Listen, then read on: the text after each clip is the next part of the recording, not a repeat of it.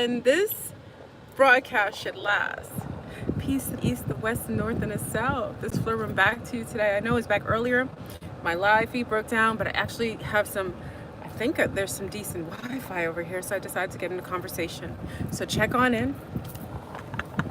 Can't stop, won't stop. I'm the most persistent Sagittarius you'll ever meet. Check on in. We're going to get into pilot discussion. Check on in. Flirt's back from Brazil and I'm keeping it real. So check on. I have to say, back in the States, I do not like the coffee. Sam, I am. The coffee, big up to my Brazilians, my wonderful Bahians, my beautiful Brazilian, big up to Paula, who was down with us for the whole month. We're gonna get in a very interesting conversation and have an hour with you. So I hope that you guys have some snacks, some goodies, some coffee, some cafezinho, as they say in Brazil, cafezinho. I'm gonna get some better cafezinho because the coffee compared to Brazil is absolutely garbage. That is a judgment. I've had so much wonderful Portuguese, Brazilian coffee that is amazing and doesn't make you sick. It doesn't hurt your tummy. It makes you feel fantastic. And the coffee here is not the same. So check on in. Yes, I am in the drop top, sipping coffee. I'm so corny. Yes, I'm like your auntie, your big sister, your mother's best friend that's really, really eclectic, who makes really weird videos in cars and like backlays, goes to countries without even knowing what she's doing. Yeah, I'm that person. All right, so let's get into conversation.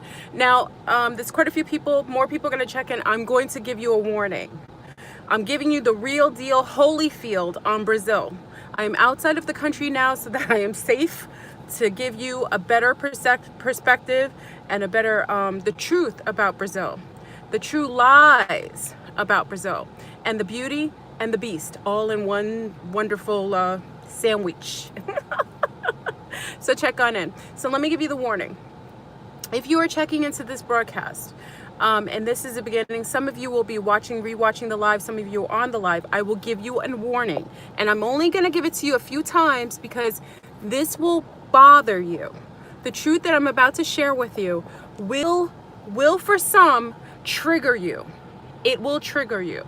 So if you have any issues, listen to me. I'm as thorough and truthful with you as possible. If you have any issues with complexion, color, nationality, race, being thin or thick, if you eat a lot, you drink a lot, you do a lot of drugs, this is going to mess with your peace of mind. Okay, so I want to tell you, if you feel that you're triggered from animals being abused, this will trigger you in a lot of different ways. So I give you that warning. I always like to be very honest with you at the beginning of a video because this may not be something that you want to listen to because it may bother you. This is the truth about Brazil from a very, very personable perspective. I'm one of probably the only people who's in the ET UFO community will talk to you about Brazil from a very metaphysical point of view.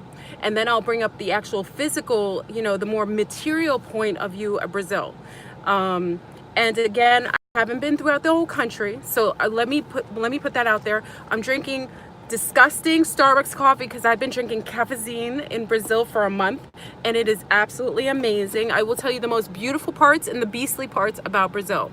So, oh, my tan is fantastic. Listen, the sun simulator in Brazil, in Bahia, is absolutely off the chain. My tan is off the chain. I loved the sun. We spent the last beach on my last day of Brazil. I love the sun. The sun loved me. Like it was a reciprocative type of relationship. I loved the sun loved me. I feel like the sun was better. Remember, everybody else is plastering on suntan lotion or sunscreen. I was like, listen, sun, I'm feeling you. I hope you feeling me. We're going to engage in this relationship with one another. I'm going to see how I do with you, and you're going to see how you do with me. That's Brazil's sun. All right. So I already gave the warning for those coming on. For those who are checking in later, it's a little easier for them to kind of fast forward through the prospects of Brazil. You have me for an hour, okay? So you have me for an hour. My little people are at the pool over here. We're back from Brazil. I haven't gone home yet. I'm still, listen, I flew in from Brazil, I think last night, or was it the night before? I don't even remember because time doesn't exist in my paradigm. We flew in, but I flew to a beautiful resort because the ex is here, the ex crazy Nazi who's from another timeline. Anyway, he's with the little ones, enjoying the last day, our time back, because it was my little one's birthday. So, I took her out of the country, so he wants to enjoy time with his little ones. So I'm here on YouTube, but you fine folks, while mommy has a little time away to have a freestyle discussion. All right, so let's get into conversation. And please, do I glitch? I hope I didn't glitch yet. I hope I haven't glitched. My shoulders look burnt. No, they're not burnt. My shoulders are fine. It's totally even tanned. You can't see me. What is up with some people? Okay. Remember, and this is why the conversation, the perspective that I'm going to give in Brazil is going to be piloted. And again, I know people are like, well, why don't you just get into it? Because I'm got to give you the warning. You may have to not listen to this. What up, Veronica? My familia. You may not want to listen.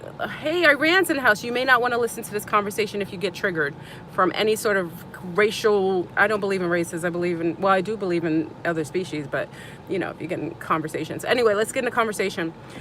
Brazil was magnificent. I had a most amazing time. I really, as I talked about in the other video, I believe that I actually traveled back in time to another phase of a timeline where the beginning, before the precipice of a civil war. Okay, when you actually travel to Brazil, your experience will be very, very different based on a couple of factors. Okay, now this is where this is very important for anyone who's traveling to South America, especially to Brazil. Okay, so when you travel to Brazil, depending on your complexion, you will be treated very, very differently. Depending on your socio-economical background, you will be treated very, very differently. It's very similar to how it is in the United Snakes of America. Let me give a shout out to the USA.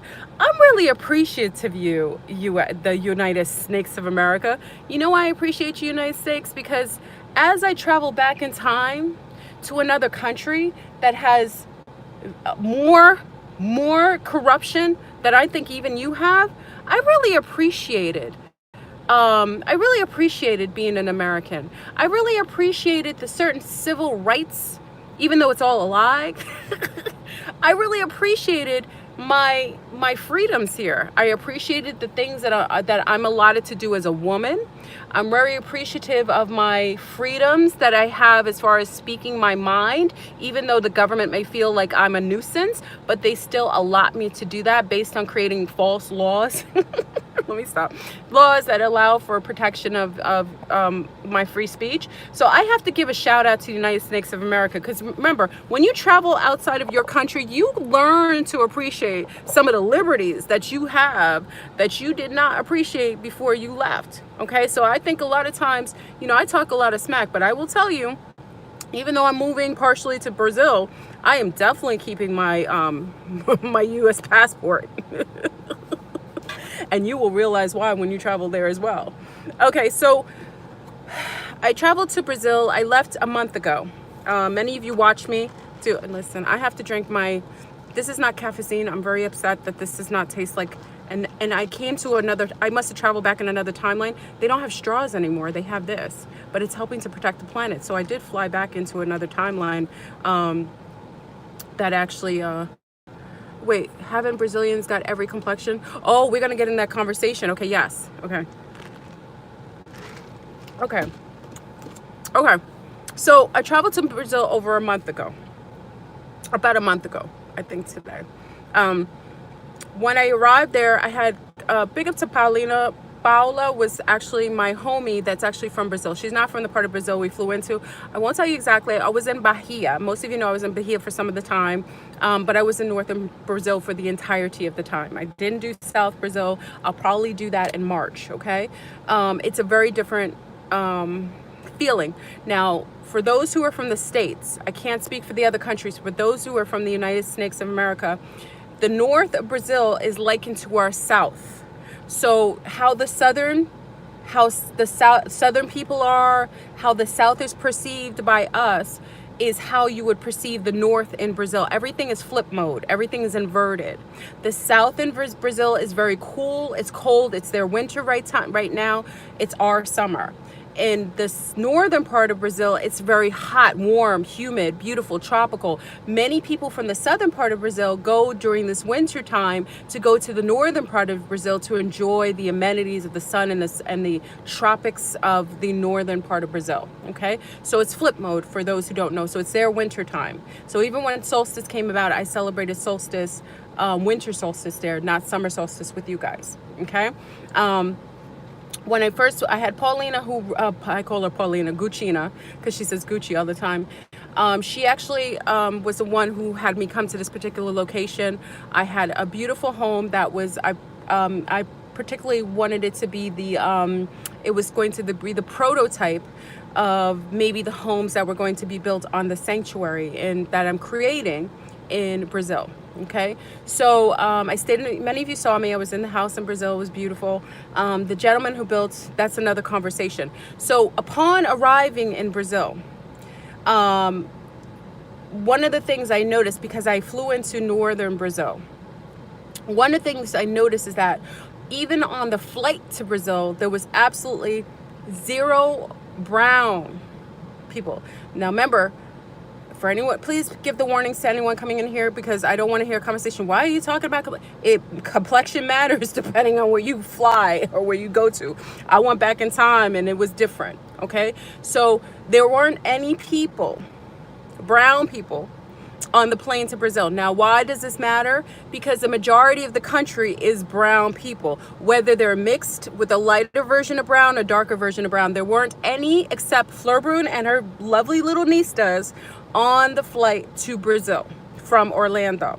Okay, that's number one. I'm giving you the preamp because you got to really understand what I'm about to share with you. It's a beautiful experience I had, and I only had it based on the fact that I come from a different socioeconomical background, and I was accompanied by someone who is European looking. Okay, I'm keeping it real. Big up to Paulina who accompanied me. Okay, so that's first thing that I noticed, that there was no brown people on the plane, even though the majority of the country, 54%, are all brown people, whether they're light or dark. Okay, 54% of the country is that. So it's already imbalanced when I'm flying to a country that's mostly brown people and you don't see any representation on a plane. Okay, so I get into beautiful Brasilia. Big up to Brasilia, which is the capital. Beautiful airport. And it costs a lot of money. Yes, absolutely, Fiji girl. It costs a lot more money to go to Brazil. So if you're flying to Brazil, I paid a pretty penny to fly to Brazil with my little ones, which we'll get into the disparaging differences between the economics of those who are brown and those who are not brown, who are lesser brown. Okay, that's why you'll see such a difference in who you will see flying and who can afford to leave the country. Now this gets into a lot of metaphysics as well. Okay, so I get to Brasilia. That was my interim before I flew into my last destination. Okay. And when I got there, I noticed it was really nice. Brasilia has a beautiful airport. I don't know if anyone, a couple people, especially people who fly into Rio, because that's where it's one of the hubs. So Sao Paulo's a hub and also is a bigger hub, but so is Brasilia, which is the capital. It's a very unique city. I love the airport. It's very pretty, very unique. You see everyone walking through there, almost like Men in Black. Big up to Men in Black. We're going to see Men in Black tonight with the ex and the two niestas. We're going to enjoy ourselves. So as we're walking through, I'm observing. I'm loving it. I've already exchanged my money before I've gone there because I had to pay cash for where I was staying. So I actually walked through the airport and you see pretty much more of a difference in the airport in Brasilia, but you still see the disparaging difference between who's traveling and who's not. You will see people brown working there, working the booths or working the stores. There's people working there, they're brown, but there aren't many brown travelers. Okay, and if you do see a brown traveler, Remember, I'm talking about complexions. We're not talking about race here, because there's no such thing as different races. It's our interpretation sometimes of race is very disparaging based on, the conditioning of the matrix. There's no such thing. We're all human beings. If you're not a human being, you're another species, but you're not human. Okay, so when I go in the airport, I'm walking around, I'm enjoying myself. The nieces are excited to see things, but you don't see any brown people walking around. If you do, you may see a brown man, but he is always accompanied by either a lunar girlfriend or a lunar wife. Okay, I'm keeping it real. Please give the warning in this, because there's gonna be, listen, brown and lunars might be upset. It might trigger you. You have to be in 0 point to hear the truth. I'm giving you the truth of this conversation. Okay. So it was good. I was excited. We're going to our final destination. I'm sitting waiting for the plane to go to this beautiful place in northern Brazil. I'm excited. The little ones, I'm noticing it. The little ones don't really notice. They're just having fun, listening to the Portuguese, excited to be with mommy. So I go to my other destination, and we actually fly into the airport in Bahia, one of the places in Bahia. Beautiful, beautiful place. It was just, as you're flying, many of you are on my IG, got a chance to see it. I show you everything. I always want you to see everything, because I'm a big sharer. I don't like to be a hoarder of information or of scenery. I think sometimes I love to see scenery when people are traveling, because I get to experience it. So I shared it with you guys on IG. Whoever's on my personal Facebook, you get to see more intimacy with me and my children. I don't share my children on YouTube or on IG, but many of those who are very personally that I trust, they're all on my personal Facebook. So we get to our destination, and it's beautiful. I'm flying over the most the most plush green pastures. It is amazing. Oh my gosh. Remember I told you I had contact on the flight. I felt goddess. Like, I felt connected to the land. It was, even now, I get chills. I knew I was home. Let's just say that. I knew I was home. So I get there, I fly down. I know Paulina's down there. I tell her I'm there at the gate. And then I'm, at the plane. It's just like when you go to the Caribbean or Hawaii, sometimes they make you walk off the plane. So you actually get the whole effect of walking into the mist of humidity and tropics. And it's the rainforest area. So remember, I'm getting all the information, the codes from the environment touching me and kissing me and loving me. It was amazing. Okay. But there's always a but in here. But yeah, our planet is amazing. This entire planet is beautiful. So I get off the plane, and I'm excited, and I see a lot more brown people, because I see them like they're working the planes and stuff like that. So I'm cool. I get off, and then I go into the actual, into the little hub. It's a small little airport, because where I went, it was very tropical, very remote area. Now, why I won't state where I am is because I don't think it's appropriate, especially I think I would like to create my sanctuary there, and for the safety of my own endeavors and what I want to do, you'll know when I'm ready to disclose that. So as soon as I get off, the little nieces have to go to the bathroom, and we're excited. So they go into the bathroom before we go out of the terminal, to go meet Paula, who's waiting for us. They go to the bathroom, and they ran out of the bathroom and said, "Oh, Mommy, there's something going on. There's like blood all over the walls, and there's like, in the bathroom." So I said, "Oh, interesting. They're doing rituals." So I noticed there was a little bit of a blood ritual done in the bathroom, because that's what I know to be. For those of you who are not from the metaphysical community, or don't really have an insert view of the occult rituals, whether it's Urobin, voodoo, hoodoo, santeria, there are things that you note when you go somewhere that are done as blood rituals. And not all blood rituals are killing, chicken or goat. Sometimes they use their menses blood to initiate or block or protect certain areas. So it's the first thing that I noted when we landed there, just my little ones going into the bathroom. So we left, we met Paulina. But it's not called Santeria. It's called, it's another name for it. It's not called Santeria. It's, there's another name for it, and I'm sorry it's not on my head right now. I wrote it down. Umbanda. It might be Umbanda. There's a couple sects. Umbanda or Umbanda. Yeah, it's very, very beautiful. African. They use the Orishas behind the saints. Ifa's one of them as well. Yeah, it's beautiful though. They're there. So thank you, ladies. Search And Ash, thank you. So we get off the plane. I meet Paulina. She's had an experience. You know, I told you about this already. And she's also talking to someone, Brujeria. Yes, but brujas. They call them brujas, who engage in mystical or occult practices.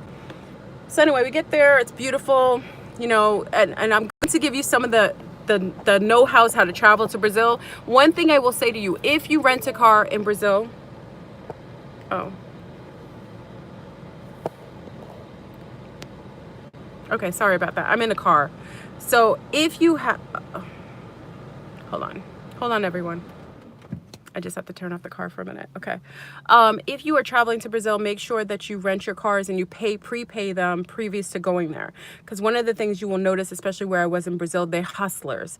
They know that our American money trumps theirs, so they will try to squeeze every penny out of you.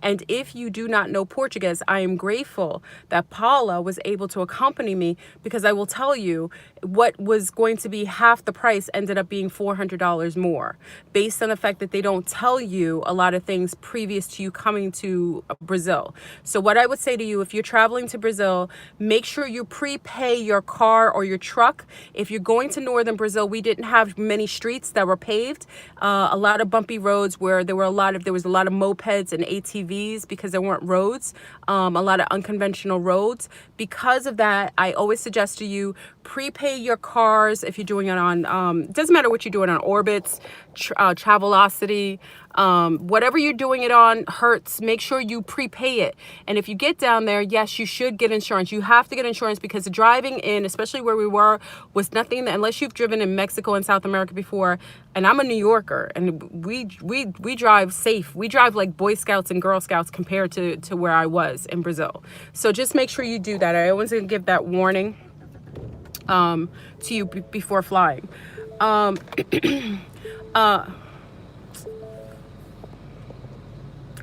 Sorry about that. This my Wi-Fi is fine. I'm just in the car. It's like 100 degrees outside here in Orlando. I flew in from Brazil. It was cooler in Brazil than it is here in Orlando. Orlando's like a steam bath. Okay, so arrived there, was fantastic. Met Paulina, was great. And what I also noticed is that, once again, the majority of people driving in cars weren't necessarily, well, I can't say that. Okay, let me move a little forward. So got the house. The house was beautiful. It was exactly what I wanted. It was in the middle of nowhere in the jungle. Many of you had a chance to see me, and it was a gentleman who actually built the house. His name is Lorenzo, which is, I think if you heard the live earlier, he was also the gentleman, in my opinion, that was attempting to set up a robbery and a heist on me and my girls in the house. So that's why I didn't tell you why I had to leave to go to Posada, but why I had to leave to go to Posada, because the monkeys that weren't coming to the house the entirety of me staying there, on the day that I left, the whole house started to fall apart. Like the electricity started to flash on and on, like warnings. This is why I tell you I'm about this life. So when you're traveling healthy and you are self-aware, everything will warn you. The house lights were flashing, the electricity went down, water started to pump out of the wall, not the walls, it stopped working. Everything in the house started to mess up, like on one day. And then the monkeys that weren't coming to the house started to come to the house the day that I left the house. Listen to me, family. That's why it's very metaphysically, you have to be very metaphysically sound when you travel. I had elements who were warning me, and the guides and the animals, because the entirety of the time I was staying in the house in the middle of the jungle, not one monkey would come next to the house. Remember I told you that? On the day of all the electrical issues and the water going crazy, everything fell apart, it was to warn me, okay? We got word that I was going to be a heist, and we knew something was going to happen. Also, Paulina had a vision that some men were going to come in the house and keep me hostage. So, and this is the day I had a cleaning in the house, because, you know, in one thing you do when you're in Brazil, because the prices of things, you can have people come and clean the house, you can have people cook.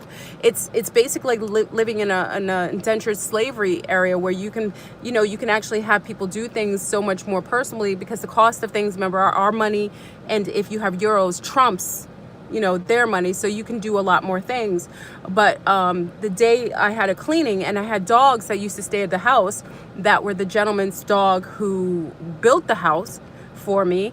The dog that was the biggest protector, he took back to his home. He took away.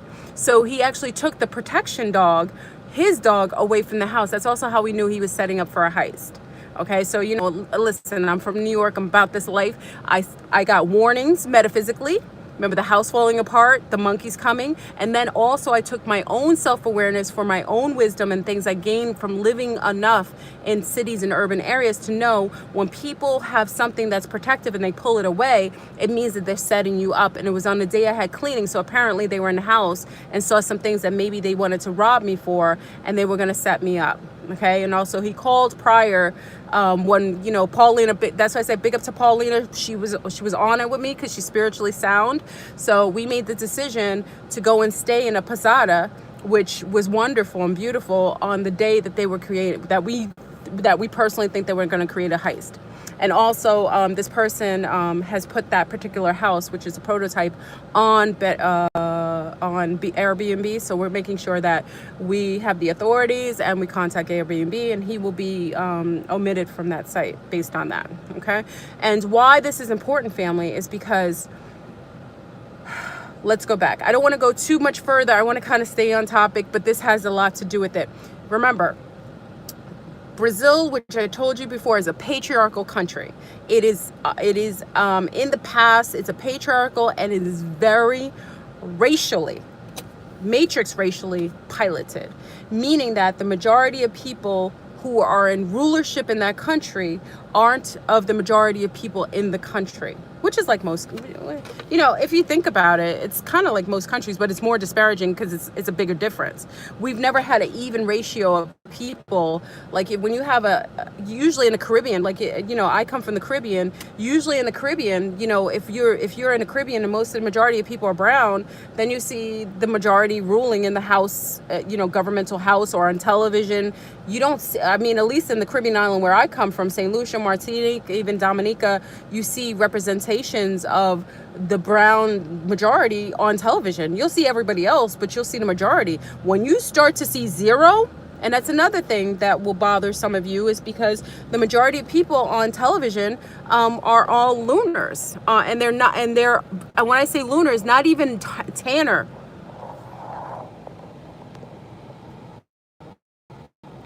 Okay, not even tanner people. I'm talking about European looking people on television solely. And if there are any brown people on television in Brazil, they are only servants, or they're of servitude to lunars on television. But the majority, I have to remind everyone, listen to what I said, the majority of the country, and I want to make sure that I take away mixtures, because the way that they set up Brazil is that there were so many more brown people that were there that they put a floodgate of Europeans there to try to water down the brownness of the country. So I want to be very mindful and very very sensitive to the ideology of mixing, because it is only mixing as a form of racial gentrification. Okay, complexion gentrification. It's a form of taking over, trying to water down something that you want to dominate, and if you don't do it, you may have a coup d'etat. Okay, that's why, yeah, it's purposefully done. And one of the things I did notice is that, and this is what Paulina said, is that the majority of European men coming from Europe, we don't have as many Americans traveling to Brazil, at least to northern Brazil, where there's beautiful. Let me explain to you. I know why the men go to Brazil, and especially I know why they go to northern Brazil. I haven't ever, and I come from the Caribbean, I've seen beautiful women, but these are so beautiful brown women I've ever seen. Now, others that I talk to that are lunars don't consider them, especially the women, don't consider these brown women to be beautiful. But We know beauty in the United States of America, and we know it all over the world.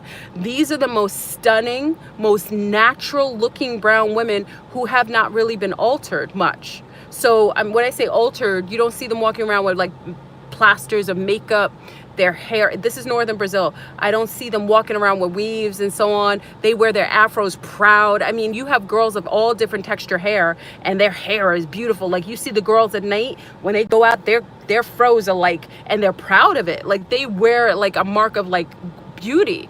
Now, to others that I've talked to, the way that they deem people who wear natural hair is negative. And that's where I know that it's even indoctrinated upon people who call themselves so-called enlightened, because they'll consider people who have afros or dreads to be dirty.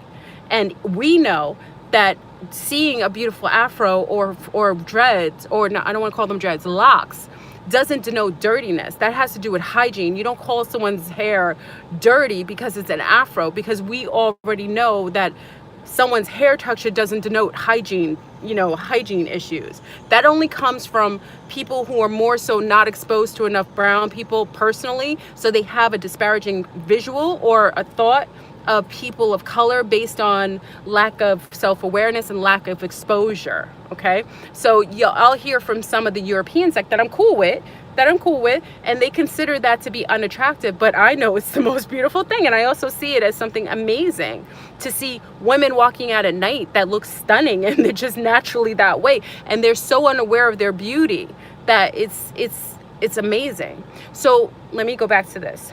Majority of European men that are flying to Brazil, listen to me, family, and don't you ever let someone who is from a demographics of people that does not look like the subjugated people in a certain country tell you any different, because they're only coming from the vantage point that they're exposed to. Now, mind you, I met only a couple of lunars who are amazingly self-aware, and they understood what was going on.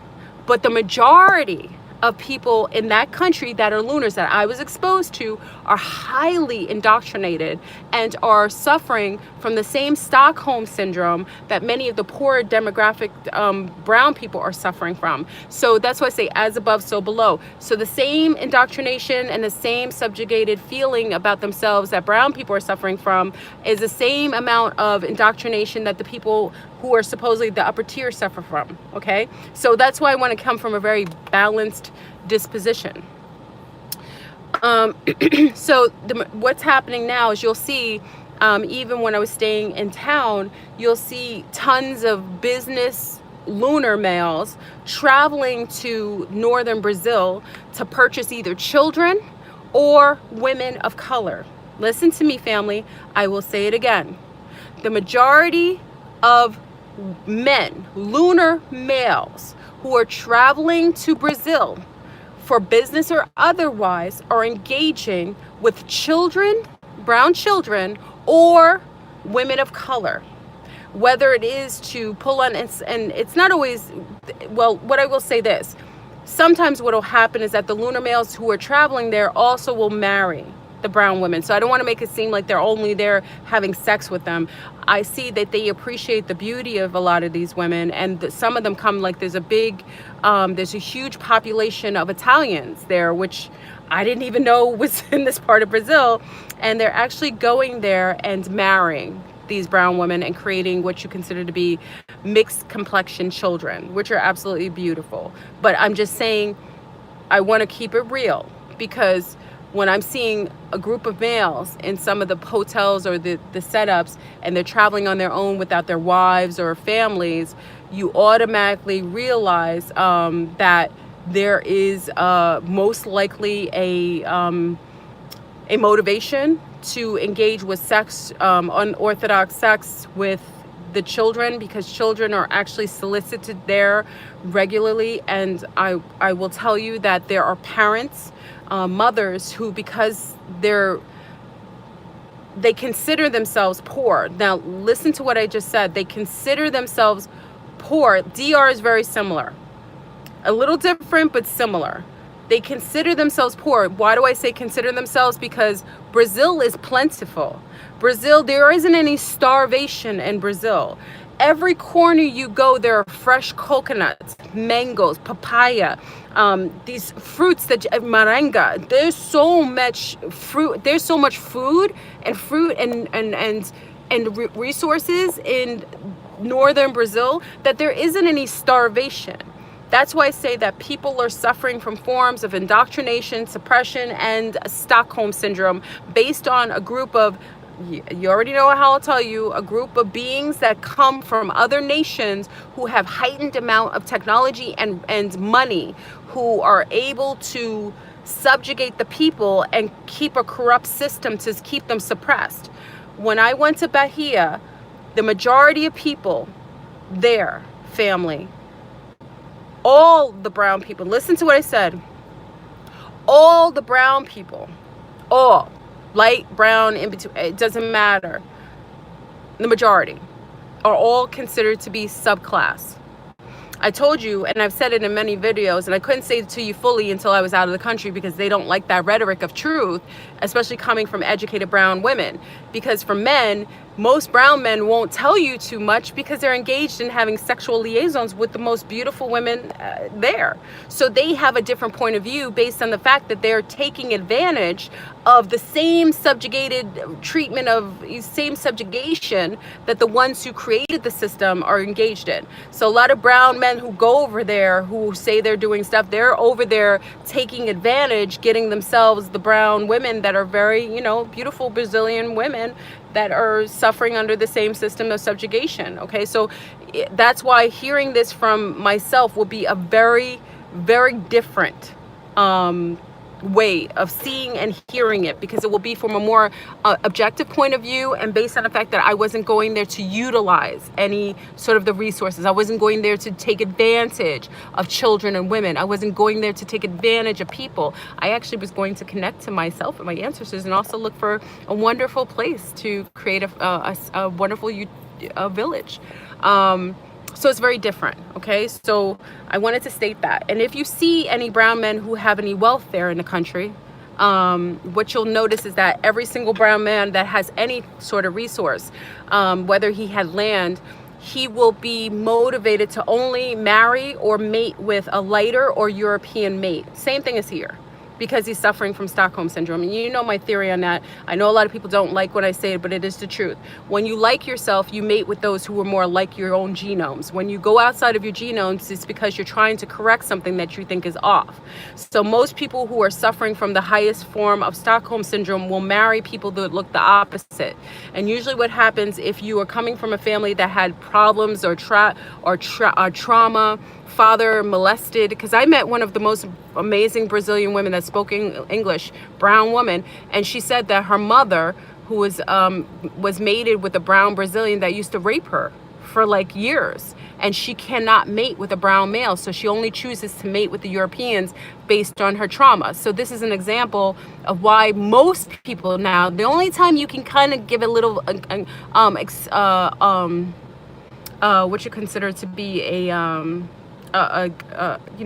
something to the rule, you know, like a exception to the rule, is if someone's grown up in an area and there wasn't anybody else but another. So if you had a lunar growing up in the middle of all brown people and all they did was grow up around all brown people from baby to teenage, and in their, you know, in their adolescent stage and post-adolescence, they're going to want to, they have an appreciation, and they have their taste of people will be based on their exposure. So a lunar growing around a lot of brown people and exposed to it will be attracted to brown people as mating. And the same goes for a brown person growing up in an area where it's mostly lunars, because that's all they're exposed to in their general environment. So we're not talking about that. So please, like I said, this may trigger you, and this is my opinion based on me traveling to a country, and I'm probably the most balanced as far as complexion as most people, okay? So I always tell you, if you're healthy, you want to replicate yourself. I mate with men that look like my family.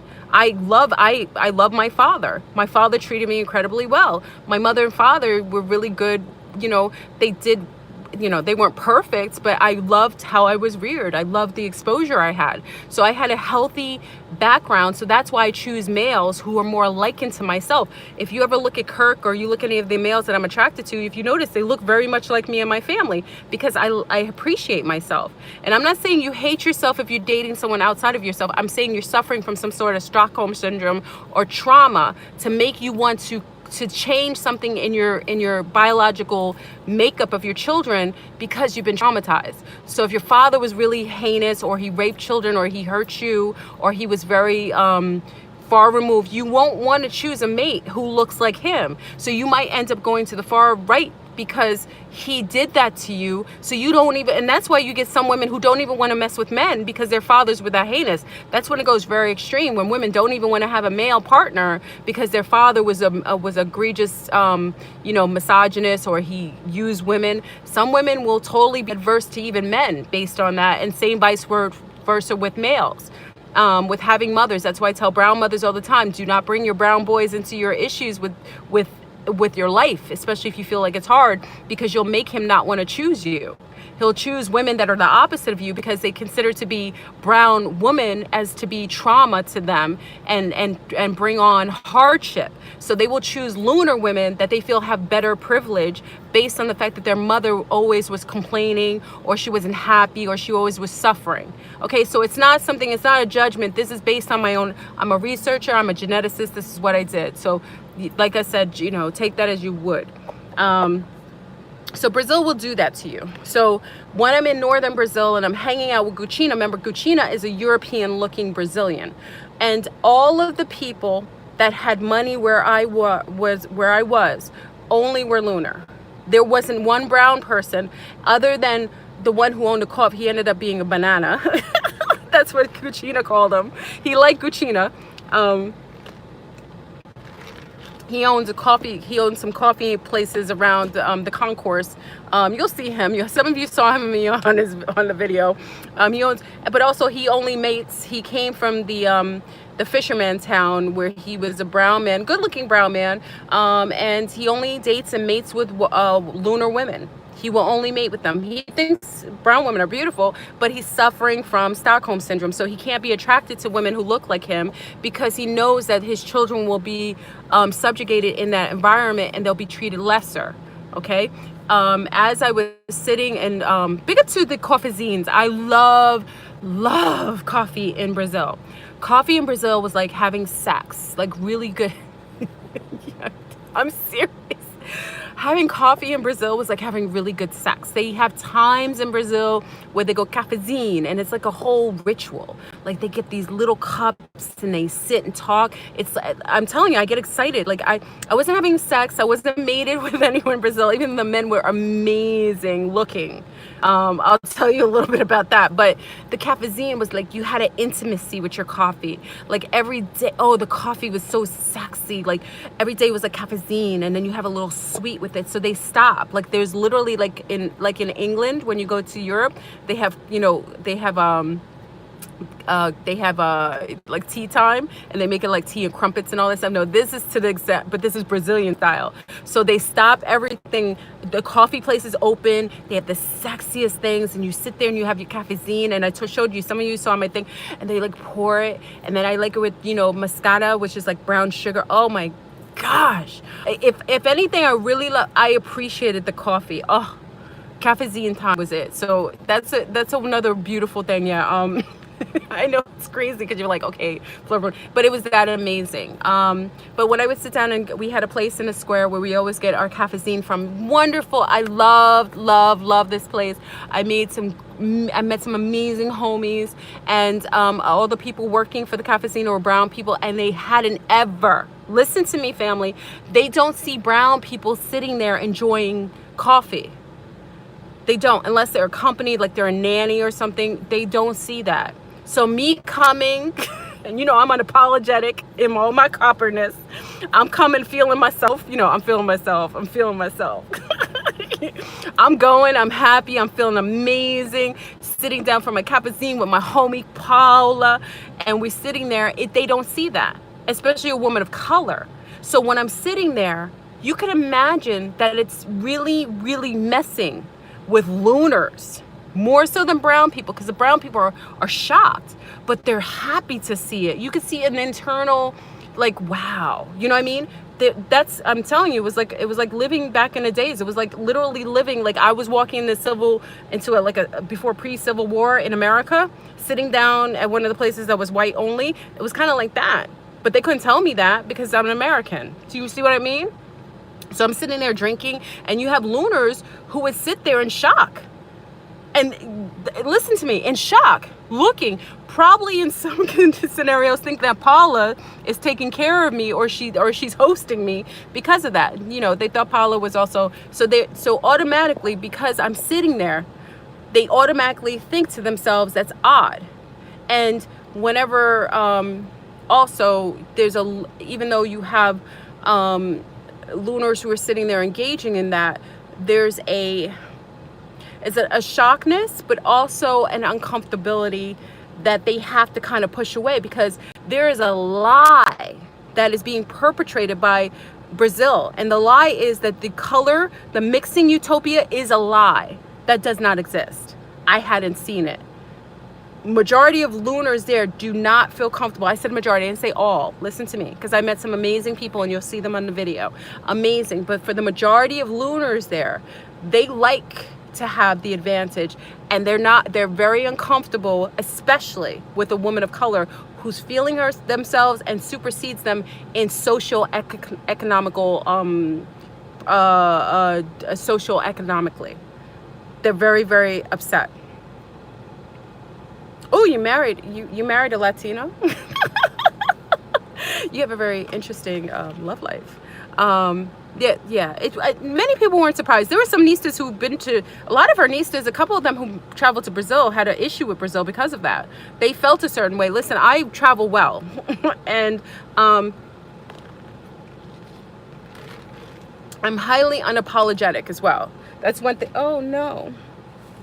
My coffee stained my polka dot dress from the 50s. Oh. Yeah, and this is not the only country where this is, family. I'm talking about Brazil. So this is why I say try to keep from being very sensitive or getting very defensive, because what I share bothers people to the core based on their own lineage. So people get defensive, and I had to even talk to friends there and say to them, listen, as a person of color, do not try to avoid saying that you don't see color. It's disrespectful.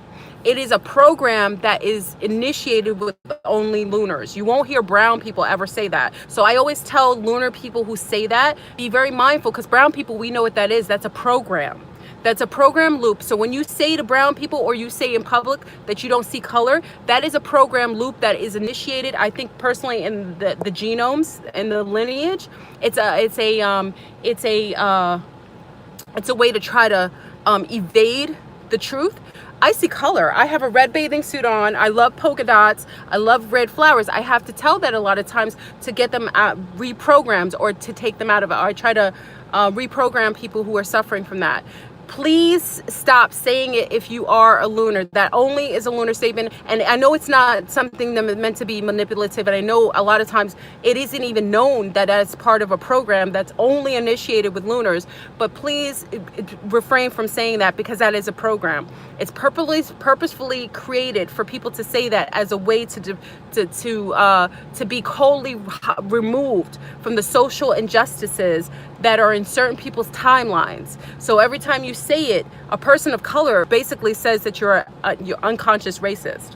I'm keeping it real. That's why I said be careful when you're listening to this, because it may touch on people's own personal, their personal lineage, or some of the caps that they have on their consciousness. Just that. It's not, I don't take it as lunar's racist, but I take it as they're suffering from a loop, personal programming that they're unaware of.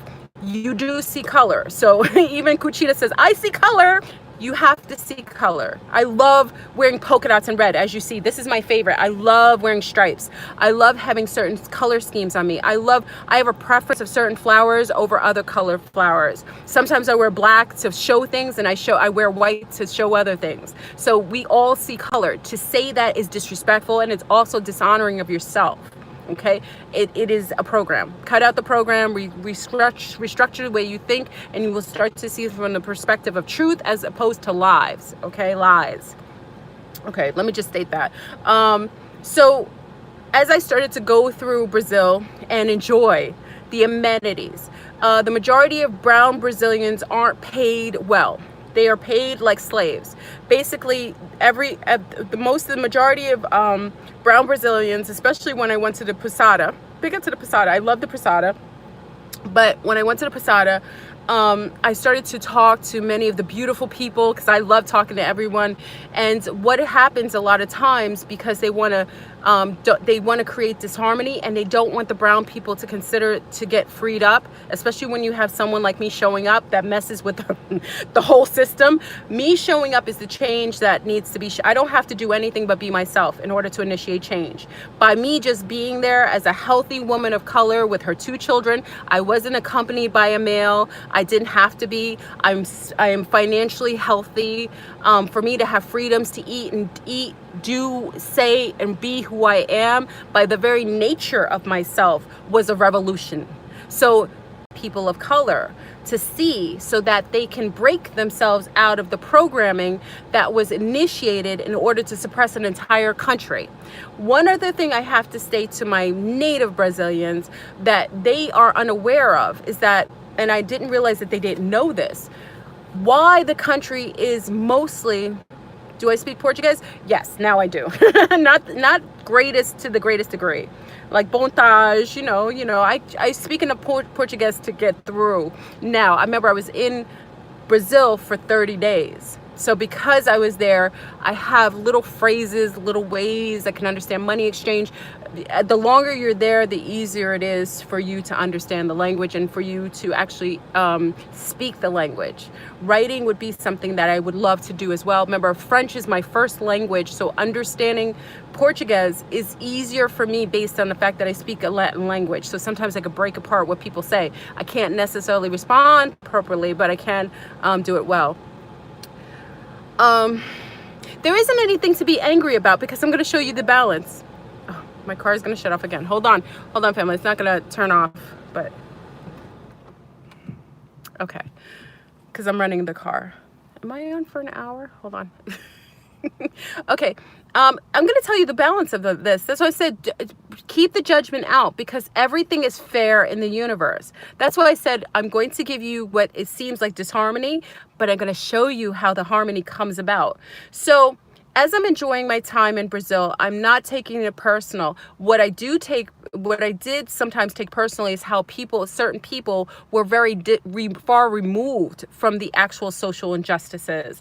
So it's okay that you acknowledge what's going on, but when you're far removed and you're desensitized based on your home court advantage, that's when I take issue with those in Brazil who are taking advantage of the placement of certain people in that country. Now, one thing that I thought was very interesting is that the quote unquote Afro-Brazilians that are called Afro-Brazilians, which I think is insane, just like African Americans, I don't hear European Brazilians calling themselves European Brazilians. I don't hear the Italians calling themselves Italian Brazilians like we do in the States. We say Italian American, Irish American. We use those terms here. There in Brazil, they only designate Afro to the brown people as opposed to designating that to the European sect, which is very imbalanced. But what I find interesting is that I know from studying history and also finding some of the archives, majority of brown people were already there. The lies told in the history books about these brown people being taken from Africa and shipped from the African coast are lies. Why Brazil has a majority of brown people is because when they came and found Brazil in the southern tip of South America, they were already there. This is just like the Americas. Those brown people, those beautiful, the buttocks, let me sidebar for a minute. All the mannequins, this is what's interesting. I took pictures. All the mannequins have big butts. It's beautiful. All the mannequins have bumped out butts. Like when you look at the mannequins for clothing, that was just a sidebar. I just had to say that.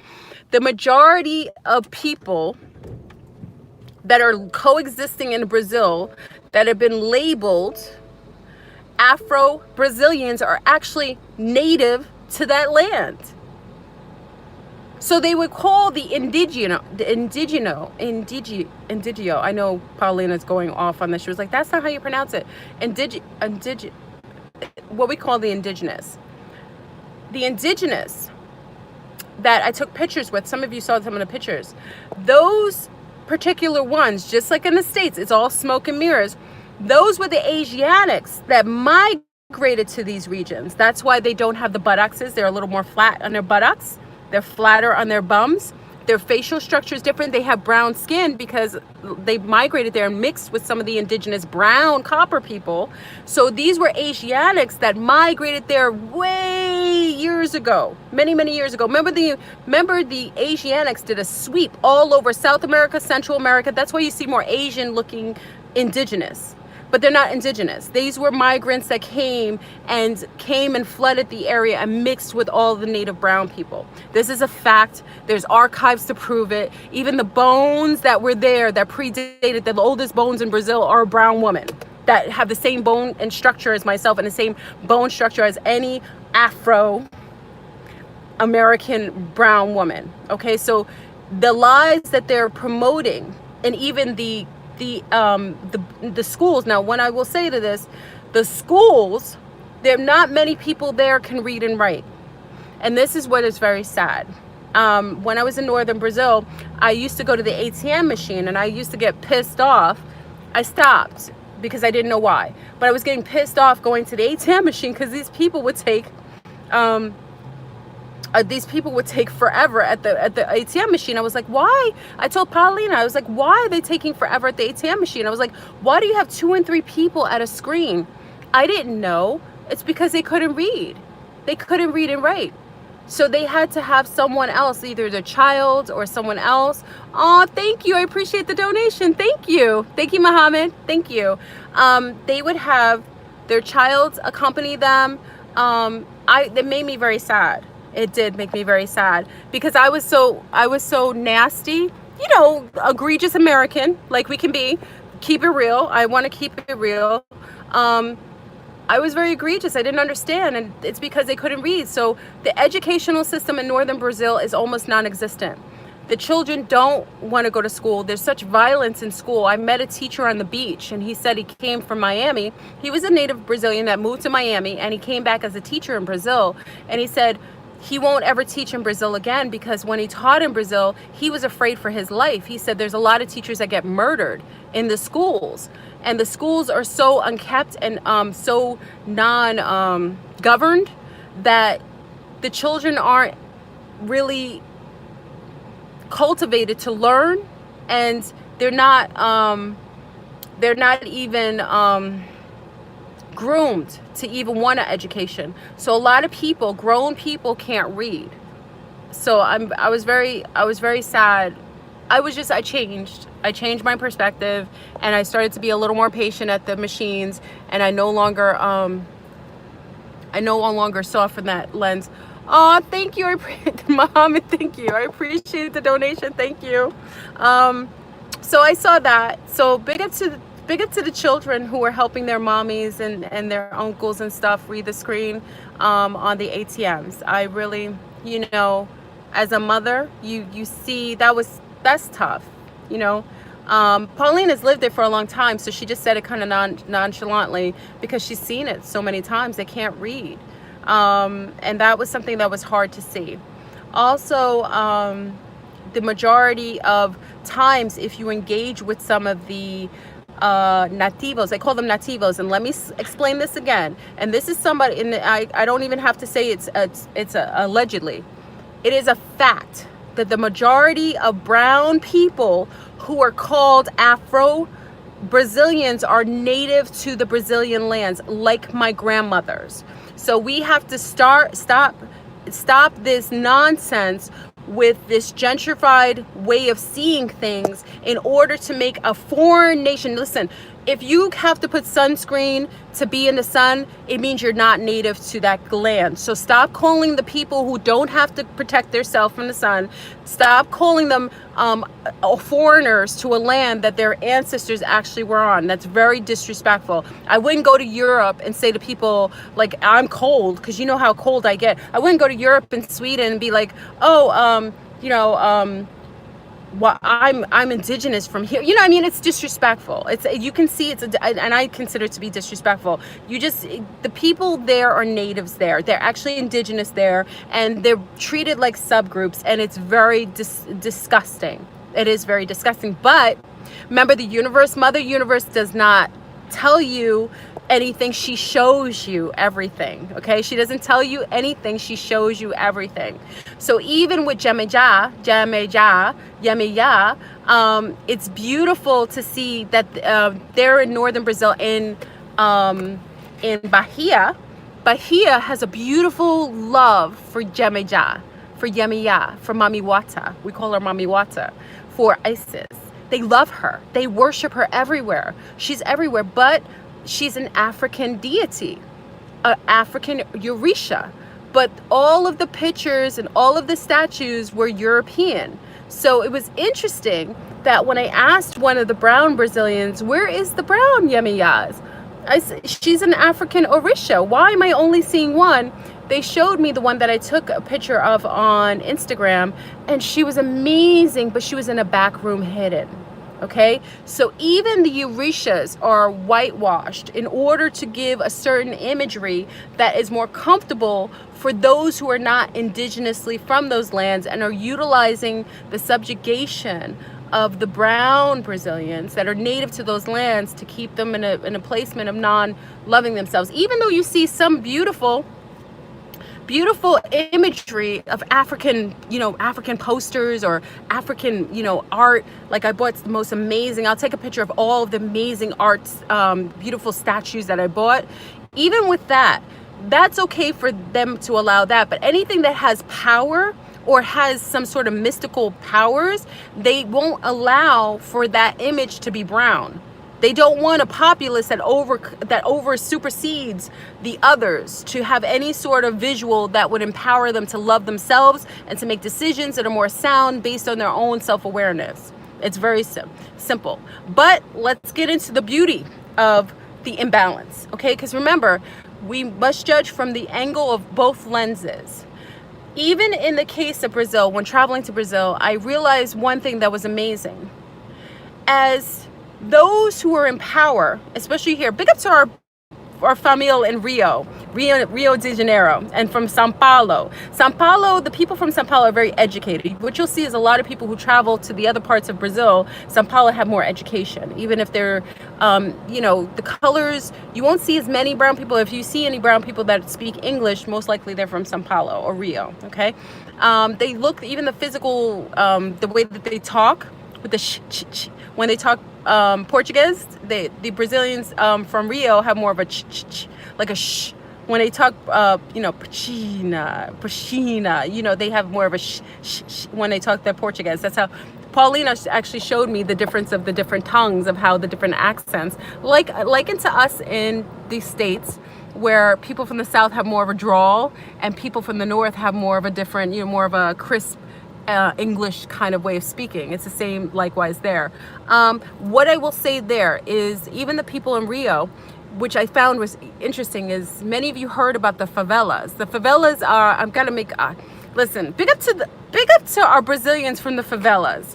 Favelas are the hood, considered to be hood, where all these wonderful, amazing, artistic people of color, and some that are a little low frequency, because you're going to have that there, have created a city of their own where they did not have to pay for the buildings. They built on the top of themselves. In the picture that I have in the thumbnail, you will see the picture of a beautiful favelas with all these wonderful different colors, where all poor people, they kind of create their own electricity, they paint their houses. There's no government in the favelas. The favelas are self-governed by drug dealers, okay? So there's favelas in many different parts of Brazil, but the most notable one and the most spoke about one or acknowledged one is the favela that is located in Rio de Janeiro. Is everybody here? I don't even know if you can hear me at this point. Can you guys put a 5 if you can hear me? Can you guys put a 5? Put a 5. 5 is the imprint of the numbers. For some reason, last time I traveled, oh, you guys can hear me, okay. Last time I traveled was all 11s and 11s. This time when I traveled was all 5s. Thank you. Okay, perfect. All right. The favelas in southern Brazil, which is in Rio de Janeiro. And I remember that song, Copacabana, music and dancing. I can't sing worth a darn. But the favelas are the ones that are most feared. People from favelas are the most feared in Rio. So this is why I say, family, I'm going to share the balance that happens when a country's in balance. So in Rio, where most people will get warnings, they're saying, don't go to Rio. You could get killed in Rio. It's crazy. They rob you. You can't walk around with anything. They'll cut off you.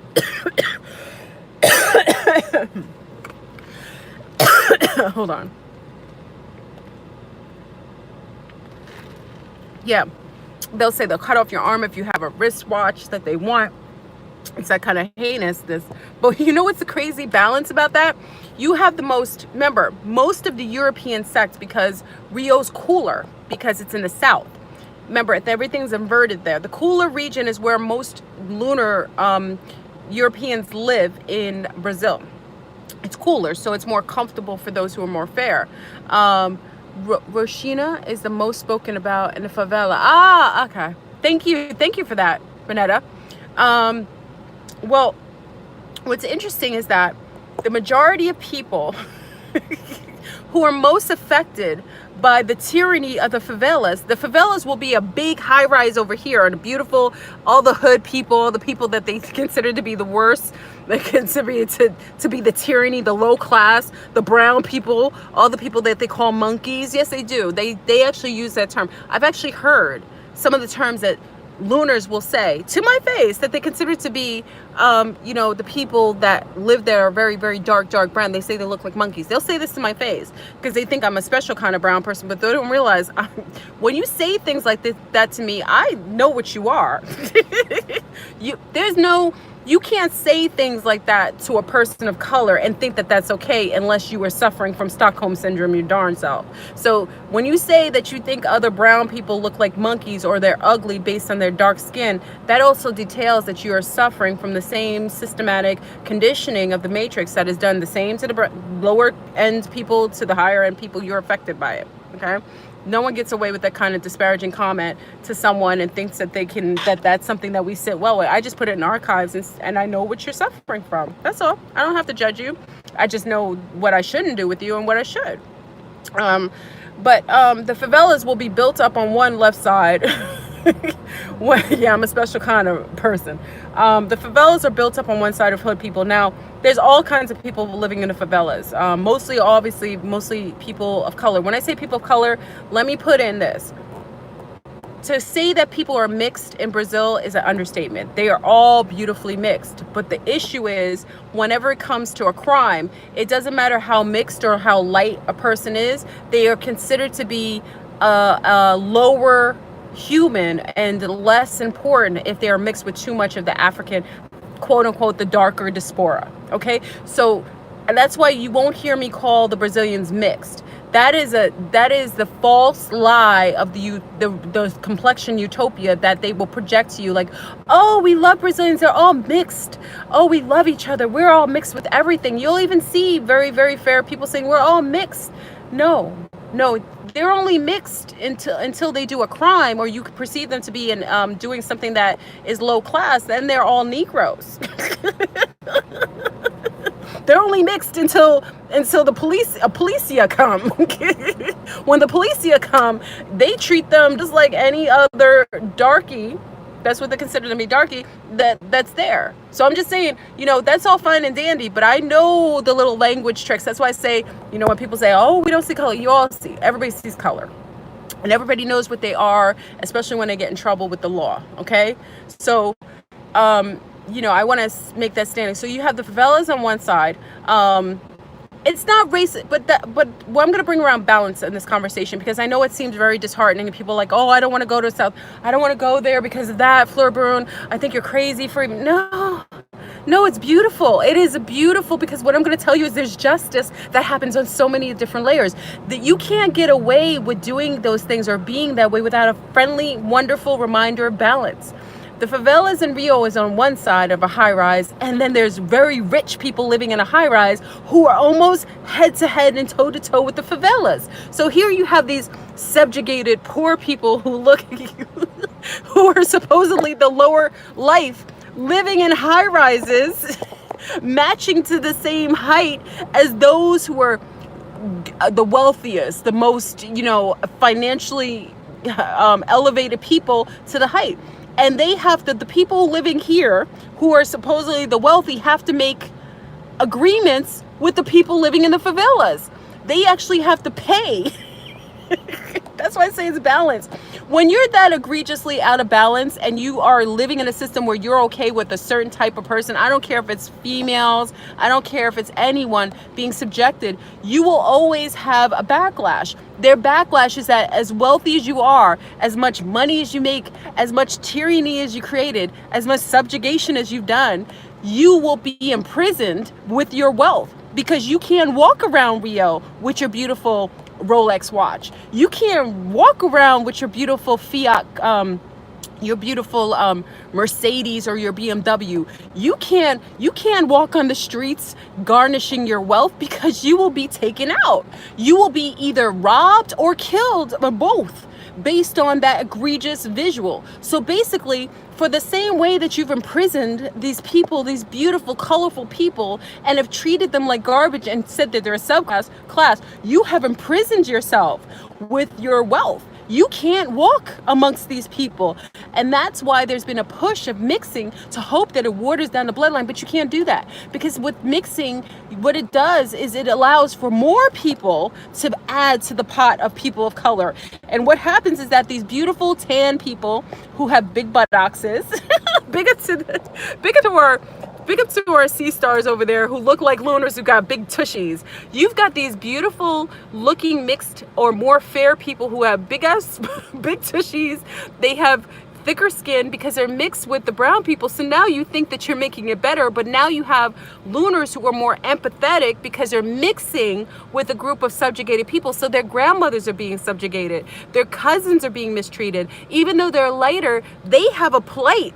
And now they have a complexion where they have a say over how their ancestors are treated. So what you thought was something that would benefit you actually is something that subjugates the populace more, because now you're adding more numbers to that 54%. That's why I said it's all love.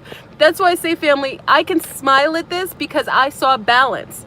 Even with I'll show you one situation, because someone was upset when I was talking, one of my homegirls, she was upset. She was like, how could you make light of a situation with these men going here and purchasing brown women and and marrying? So what happens a lot of times, family, I'm going to give you a story, and that's why I want to give you another balanced story. Not only are the people in Rio and Sao Paulo imprisoned, the ones who are wealthier, they can't walk around with their wealth, they can't do anything, they can't show it, they got to stay in hiding, they have to stay behind these facilities with armed guards. Listen, could you imagine living in a country where you can't even walk around with a phone or with a pocketbook unless because some homies from the favelas might come and get you? That's because you're living in a very imbalanced place. It's almost like when you're living in Palestine or in Israel. You know, if you've taken people's land and you've done things, and then all of a sudden you're worried about the people who you took their land coming for you, that means it's imbalanced. So you will always live in tyranny until you acknowledge and apologize and forgive yourself for doing it and forgive them for being angry at you. Then there's always going to be that until eventually there's going to be a mending of ties or a balancing of the pendulum. Okay, so I'll give you another example, because my girlfriend was really upset. She was like, I can't believe you. Listen, because my girlfriends keep it real. Big up to my homies who keep it real with Fleur Brune. My girlfriend was upset. She was like, why are you making such light of the situation? You have these men who are married to you have lunar males in Brazil married to lunar women, and they're sleeping with all of the brown women. So I said, darling, do you realize it's not balanced?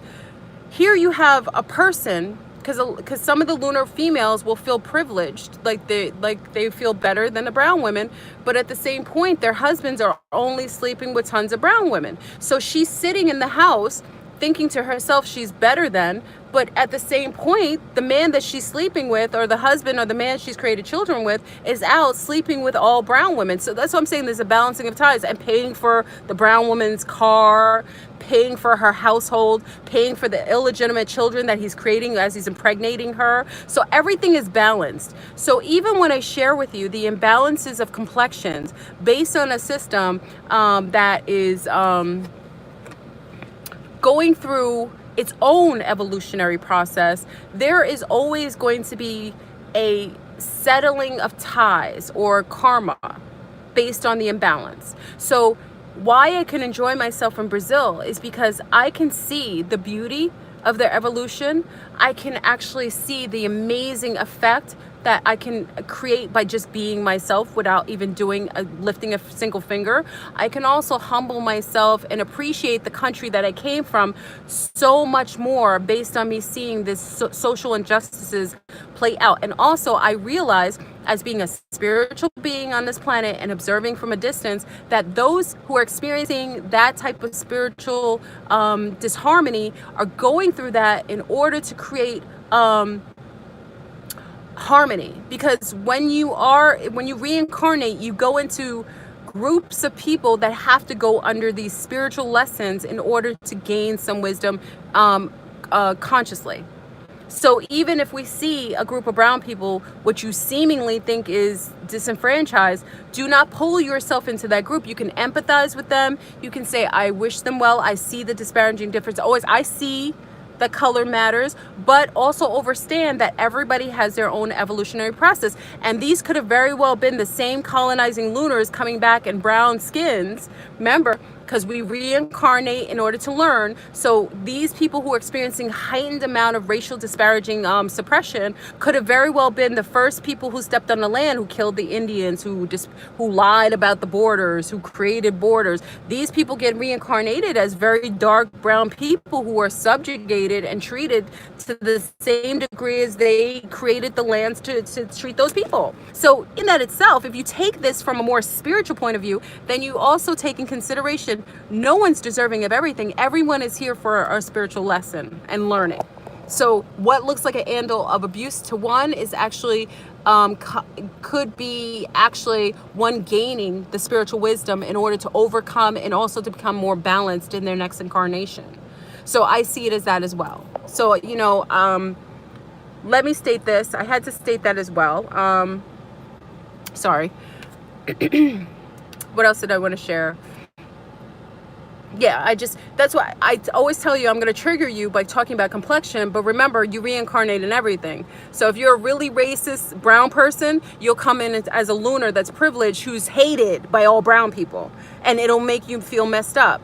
You know, Ivan Gucina, I think Gucina was in her past like a brown person. She resonates with brown people in a way that's not even balanced for her. It's because I personally think she was reincarnated and she used to be a brown person in her previous life, and she feels more in sync with brown people to the point where she actually feels more harmonic with hanging with people who have more brown skin. So that's why I say be very mindful judging from the perspective of complexion, because it may show up. Oh, thank you, Deborah. I appreciate it. Thank you. I appreciate it. She says, thank you for helping my perspective on balance. We are often bombarded with so much negativity, with floods, our heart, and so much pain. I needed this. Thank you. I appreciate you too, Deborah. And it isn't, you know what, it's like, it's beautiful. That's why I can tell you, I loved Brazil. I needed that awakening. I love being here in the States too. I love the States so much more because I saw that. I actually saw that the work that many people did to make it very comfortable for us as women, very empowered for our own sexuality to be seen, to be heard. I see the work that's been put in here. And I actually see it more because I saw where there was an imbalance of how women are treated. And one thing I said to any woman who's traveling to Brazil, and this is not a judgment, this is just me telling you, I would be mindful going with your husbands to Brazil. Remember, Fleur Brune is a little more open-minded. I know I don't really like the coffee here. I like my cafezine, and I actually like my cafezine. I bought some coffee back. So when I get back to the resort, because my little people are with their daddy at the pool and I'm supposed to be there, but I'm talking to you fine folk. I'm gonna go make some cafezine, some real cafezine, the Brazilian coffee I brought. If you love, I would have brought everybody coffee from Brazil. Like I said, I felt like I was having sex with a cup of coffee. Anyway, yeah, if you really have issues, for those traveling, because I'm giving you a hint, if you're traveling to Brazil, like I said, if you're going with your husband, either be open-minded or don't go there at all with your mate. Why? Is because women there are so amazingly tropical and beautiful, and they're very easy. It's not a disrespect. It's a different culture, and many of the women are in poverty. They're very they don't have a. When I say poverty, it's just a financial poverty. They're rich. They don't know how rich they are with resources and so on. So I would avoid, if you're traveling with your husband, you have to be open and mindful that, remember, everyone wears thongs here. I said here. These are the beautiful things about Brazil. I'm a busty Babs. Many of you are busty Babs. I'm a busty Babs, and I have a nice shape. I'm a little thicker now because obviously I fasted and I was eating, and I actually lost more. I actually lost weight in Brazil, which is interesting. I gained some weight after the fast, but then I lost weight because you eat so much more, but it's healthy food. I'll get into that in a minute, but I'm talking about women and their husbands. If you're traveling to Brazil as a woman with a mate, I give you a warning. It may not be the place that unless he's reared in Brazil, unless he's from South America already, you may have some issues, because women there are very easy. They don't give the men, they will do things, and I'm being very respectful. It's a different environment. Many of the women don't have a lot of resources, and they look like a 10. So you have women that are 10s walking around like pure, like when I say 10, like women that are just beautiful naturally, just tropical dreams, walking around, but they're in poverty. Only financial poverty, and that's a spell. They are very open to sleeping with your husband, and it wouldn't even take but a meal or something, or her to get something like a pot of coffee. I'm serious. So I just say this to our beautiful women in Brazil. Women in the States or anywhere else. If you're traveling with your husband, please don't go there and be mad at him because the women are beautiful. Please don't get mad because all these bum women, lunar women have big bum bums, brown women have big bum bums.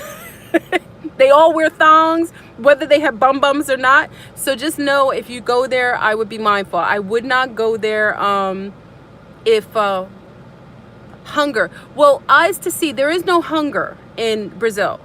That's why I'm saying it's not what it seems. They're very wealthy there. They just don't see that. They only look at wealth as far as material things. They're very wealthy. There's food everywhere. Everywhere you turn, I can go to a tree and get a papaya tree. I can eat at any time.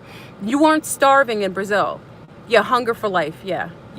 They're suppressed. That's the difference, is the frequency. They're suppressed, and they're mentally suppressed. And I'll get into the aspect of vaccinations also. But anyone traveling now, for single women traveling to Brazil, let me give you a warning. Listen, because it looks like you can touch it and it looks good. Be careful. Now, I'm going to say something that's unorthodox. Please don't judge me on this. Listen to me, because I keep it real with you. Listen to me. Just don't judge me on this. Listen to me. When you go to Brazil, the men are amazing looking. You want to play with every one of them, but they're not gonna come at you, because remember, they have women a dime a dozen. Fleur Brune, I'm exotic for this, and I'm not so exotic, but I'm exotic because I'm a Caribbean woman, so I'm exotic in the States, especially certain parts in the States. I'm considered to be exotic. In Brazil, I'm one of many. I look like a typical Bahian. I look like a typical Brazilian, but the majority of men there are sleeping with a lot of women at once. And one of the major diseases that they come from, because I had to find that out before you go. So I always want to give you the truth about anything that I do, okay? So Kay said, ew. I have to keep it real. Nobody's gonna, There isn't anybody who's going to tell you the truth like I'll tell you. And this is the wonderful thing about you getting it from me first. You want to be mindful not to have sex with any of the men. It's no, AIDS and HIV is not the biggest deal. They have hepatitis C. And hepatitis C is because they're having sex with too many partners within the same day or too close together. So people are having sex. Like I told you, this coffee is sexy. People are having sex in the bathrooms. Like it's sex. Like everybody, if you, I could have gotten pregnant just from smelling the air. It's it's sex. They're having sex with too many partners at once. Yes. So a lot of the number one thing, I thought it was AIDS. It isn't. It's hepatitis C. And when you walk around, at least in the northern part of Brazil, when I went to Brasilia, I saw the same thing. A lot of these men are scratching their genitals all the time. So when I was walking around, I noticed that. That's why I said, don't judge me on this. A lot of, it's true. All of the men I would see all the time were always scratching their genitalia. They were always scratching it. I mean, literally, like it skeeved me out. Like I would just walk somewhere and I'd see them scratch, and they do it so nonchalantly, and it's not normal. We don't see people scratching their genitalia here. If you're scratching your genitalia, and it's not because it was hot, because it's wintertime. Sometimes if it's hot here, like I live in Florida and it's like a hot heat wave right now. It's hot here. It's almost 100 degrees. I haven't seen any male scratch his balls.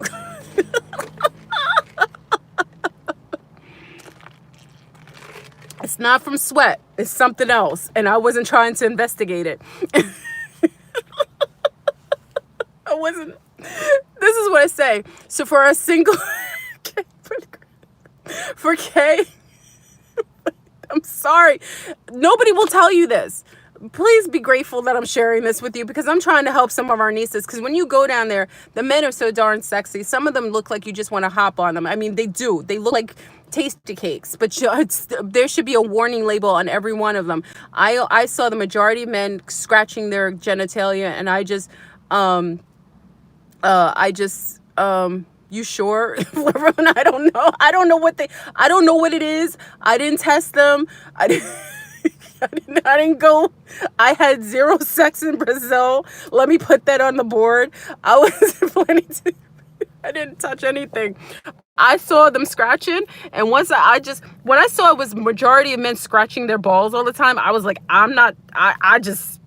it skeeved me out. It made their whole look different. Did I see the women do that? I don't know. I didn't see the women do that. I saw the men doing it a lot. So it makes me already know that I would be mindful. Now, for men who are going there single, you have to be careful that the majority of women that are sleeping with you, unless you're like this surprisingly good looking man, she's having sex with other men. So, they're very loving. I will say Brazilian women, especially the women that are seemingly what you consider to be more poor, but they're having sex with other men most likely. Unless a lot of times what they're doing is they're having sex with gringas because, gay men. There's a lot of gay men down there in Brazil, and they're good looking. The most clean, this is what's crazy, the most clean and most dapper men down there are all gay. They chilling. They were riding the ATVs together. They were looking real. So for any of you gay men, apparently, according to Gucina, she said the majority of gay men are in Rio. So, but when we went down there, like she was taking pictures, like you look at them, I'm just saying, they weren't scratching their genitalia. Not that I could see. Let me move on. Yeah. And also, I asked if women can pay for sex too. So I'm an equal opportunist. So you always hear that, what time is it, family? Where's my, it's 5:25. I only have like 15 more minutes because we're going to go see Men in Black. Okay.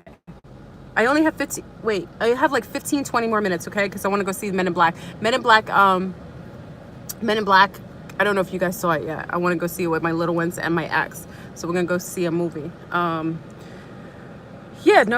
The men, oof. I saw a video that Cucina made when she was at the pool with the gay men. Woo! So let me just say this. Men pay for sex, but women pay for sex here too. So I asked the question to Cucina. She can verify. I asked. I said, "Can women pay for sex here?" And they said, "Yeah, there's gigolos here who get paid to go and have sex with women." You know, that happens here too. So I don't want to make it seem like just men. The majority of men may be doing that, and they may not even have to pay really, because the women are very more complicit in that. But there are women who pay for gigolos here. Is it older women? So I want to get this. I want to get everything that you need to get through. No, it wasn't anything. I just was on the phone. Okay, here I go. So I want to answer questions. Oh, he's calling. Hold on, family. I'm not buffering. I just have to answer the call. Hold on. I'm back. No worries. Okay. Just no. I was just someone said I won't be going to Brazil. I won't say that. No, listen. Okay, so I want to get every question out. No, there are people who pay for sex because it's a lot easier, and also not all the women who pay for sex are older women. Some of them are just women that want to have sex and they want to have it safely, and they want somebody that they know can do what they do, as far as I know. So it's not that. It's a little different in Brazil because remember, prostitution is free. Is legal, so it's a little different. A lot of times women, because men are running around rampantly with all kinds of women, they may just want a man to come and, you know, settle the smoke, you know, settle the ties or whatever. Can everyone see me? Go to Brazil and don't have sex. So can you guys see me still? Am I still on? Okay, so I just wanted to bring that up because a lot of people ask that question. Yes, you can pay for sex, and yes, women do as well. Women do it more so for different reasons. A lot of times it's out of convenience. She wants a man who can actually satisfy her. I'm telling you what I've heard. They just want a man who can satisfy them. They don't really necessarily want to mess with any of these bananas. That's what Cucina calls them. These bananas that are just womanizers. They prefer to just pay for it, have a man settle down their loins, and then keep it moving. So this is what I heard. So you can pay for sex here as a woman, okay? Never will believe in doing romancing thing. What else about Brazil? Okay, so let's talk about the beauty of Brazil. Brazil is the most resourceful country. It is absolutely huge. Brazil has most amazing fruit and vegetables. I actually ate so well in Brazil. Remember, when I'm telling you all the things of Brazil, I want to keep it real with you. I ate a lot of amazing food. The food in Brazil is goddess. It's goddess. Everything tastes like magic. For those who are meat eaters, if you come to Brazil, you'll understand why you have so many Brazilian eateries here in the States that are all beef and meat oriented, because the food and meat that they come from, they farm everything. Their food there is cleaner. Their meats are cleaner. The way that their animals graze are healthier. You see, even when people are engaged in eating meat in Brazil, they have a healthier body. They're just healthier. So if you're a meat eater and you're going to Brazil, you will do well. The food there is very healthy. All I will say is stay away from the greens. They have more issues unless you have greens at home that you wash yourself. If you're engaged in eating out at a buffet, there's a lot of buffets there that are open buffets. Stay away from the greens. Why? Is because that's when you most likely get sick. For some reason, when you eat greens outside, they don't wash it or wash their greens with bleach. It's weird. So eat, if you're going to have everything else that's cooked, but stay away from things that are uncooked unless you're making at home. Like if I made salads at home, I'll make it myself. I'll wash it myself at home, especially if you're staying at a house that you have in Brazil. But going out to eat, stay away from the greens. But everything else, like they have amazing food. You want to see, well, if you go to my Instagram, you see more of the foods and things like that. Yeah, there's a lot of things going on in the greens. It's just that now in the northern part of Brazil, they eat a little differently. We eat a lot different hours. Maybe it's where I was more in a beach town, but we ate. The only time that people in Brazil, as far as where I was, remember, I can only speak from where I was, they would eat very early in the morning with cafezinho, coffee. People don't eat the same hours we do. So we would have something to eat from 7:30 to 10:30. Then after then, you may have lunch. If you go to an eatery at 11 o'clock, a lot of the eateries are open buffets. If you eat outdoors, please expect black bees and flies. Listen to me, because this is something that a lot of people that won't understand. If you're from the States, we're not used to eating places where things are flying around you.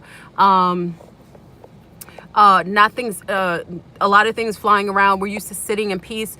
In northern Brazil, at least in the more tropical area, you will see flies and black bees. Black bees are beautiful, and I actually got a taste of the black bee honey. You can't get it anywhere. It tastes like God. It's one of the things you have to make sure that if you go out to eat, you eat earlier, because if you go to a later buffet, that means that flies and other things are landing on the food, and then you have things you just have the possibility of getting sick. Okay, so the earlier you eat, here we eat early in the morning, we have caffeine, and then you'll end up eating at roughly 11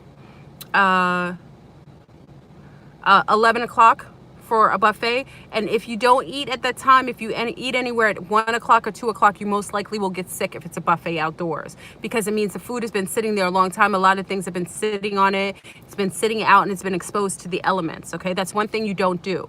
They eat at that time, and then they only eat, things open up at 6:30. So they'll end up eating at 6:30 and later. Okay, and they do coffee.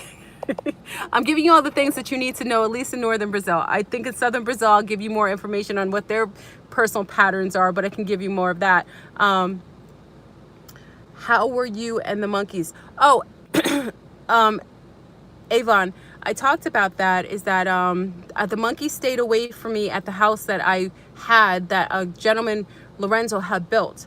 But he was setting up to rob me with my children in the house or do a heist. So the day everything fell apart in the house, like everything, the electrical things were warning me, lights flashing. The monkeys came that day. The monkeys hadn't come on the house until that day. So I got a lot of warnings, that day to leave, and I ended up staying at a posada for the rest of the duration of my stay. His plan to do a heist on me and the children was thwarted. I'm gonna put his name out there, so I think everyone should be warned about this young man. And again, I paid for the house in cash. He did not return the money. He changed his number, but we still have his B&B number. So, this is some of the things that may go on in Brazil. He attempted to do that with me, and they don't have compassion for women and children. So a lot of times, it's not everyone. Listen to me, it's not everyone. But this is something they could have very well. But I got Brooklyn Lady. The nice thing about being metaphysically sound, I'm saying if you travel, you should follow your first mind.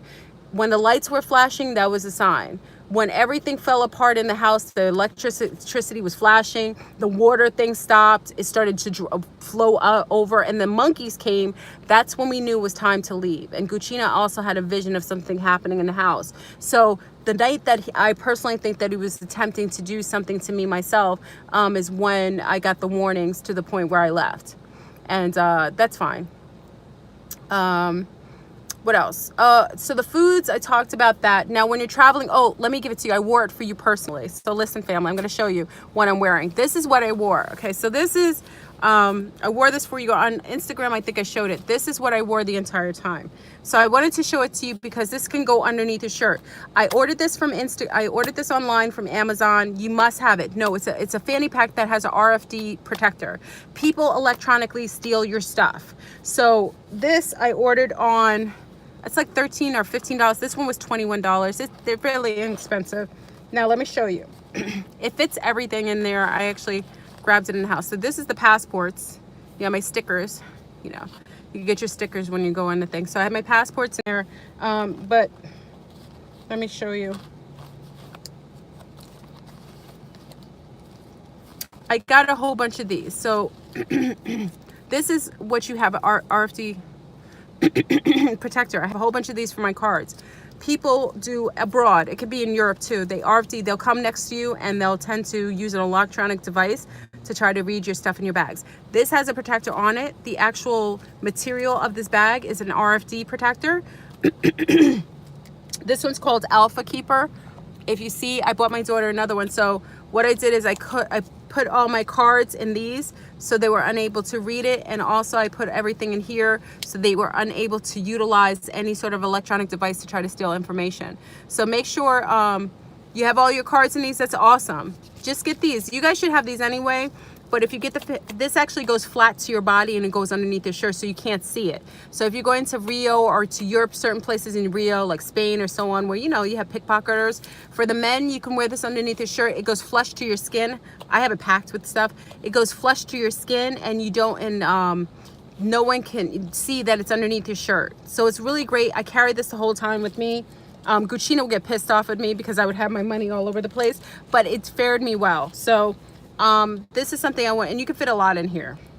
So I wanted to show you that I had this so that if you're traveling anywhere, make sure, yeah, they're great. So anywhere you go to Europe, anywhere in Europe, even to Brazil, this is wonderful. I wear it like this underneath my arm. As you see, I'll wear it underneath my arm like this. So it helps with fanny packs for the 80s. That's right, Legatus. Leo Goddess, you're right. The fanny packs came back.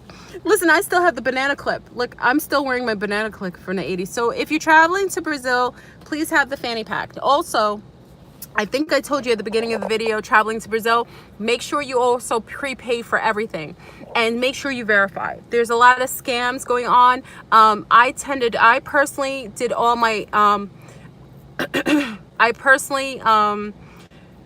did all my exchange previous to going there. So I know people don't encourage people to carry cash, but I did my money exchange before I got there because I didn't necessarily want to be victim to whatever exchanges they had in this country. And I didn't want to have to go to other sketchy places to always have my money exchanged. So I did a lot of money exchange. That's also why it's kind of pissy that I paid the guy for the house in cash because I lost a week, but I'll gain the week back because I'm going to notify him. You know, it was all perfect how it turned out. Yeah, and they'll give you fake money too, because a lot of people, one of the things, thank you Brooklyn lady, a lot of people would always ask me for change for 100. A lot of the people come onto the beach, if you're buying something, they'll ask you for change. One thing I say is stay away from anyone who asks you for change for money. They'll say, oh, do you have 250s? I have 100. That's a lie. Do not ever do that unless you're buying something and buy it to the maximum amount. So make sure that you don't exchange any money. If you could do most of your exchange before you go, or use your card, protect your cards. You know, also make sure you check your receipts. Big thing with Guccina. I'm telling you all the things that you need to know when you're traveling to Brazil. One thing with Guccina, we went to the beach one time and, you know, we were ordering stuff, you know, stuff to eat for the girls and myself. And, you know, there were servers there. Oh yes, the airport does currency exchange as well. Thank you, Avion. Just be careful because I think we get a better rate when we're in the States. It depends. So check your rates before you get your exchange. Sometimes you get a better rate. One thing I will say is, we went to a beach and we were ordering food. Check your receipts when you go abroad anywhere. One thing we were doing, we were noticing that the waiters had put beers on our table, and we didn't order any beers. And I said to Guccina, maybe they're giving you a gift or something because they have beers sitting at the table. And then she said, no, I didn't order any beers. And then she asked the guy, who's like, oh no, that's his. So while they're working, they're hiding, taking sips of beer, but they were putting them on, they were going to put it on our receipt. So be careful with people. Check your receipts for everything. They will add things and you won't notice because you think everything's legit. She was big on checking. She's the one who taught me to do that. I just assumed that it'd be right.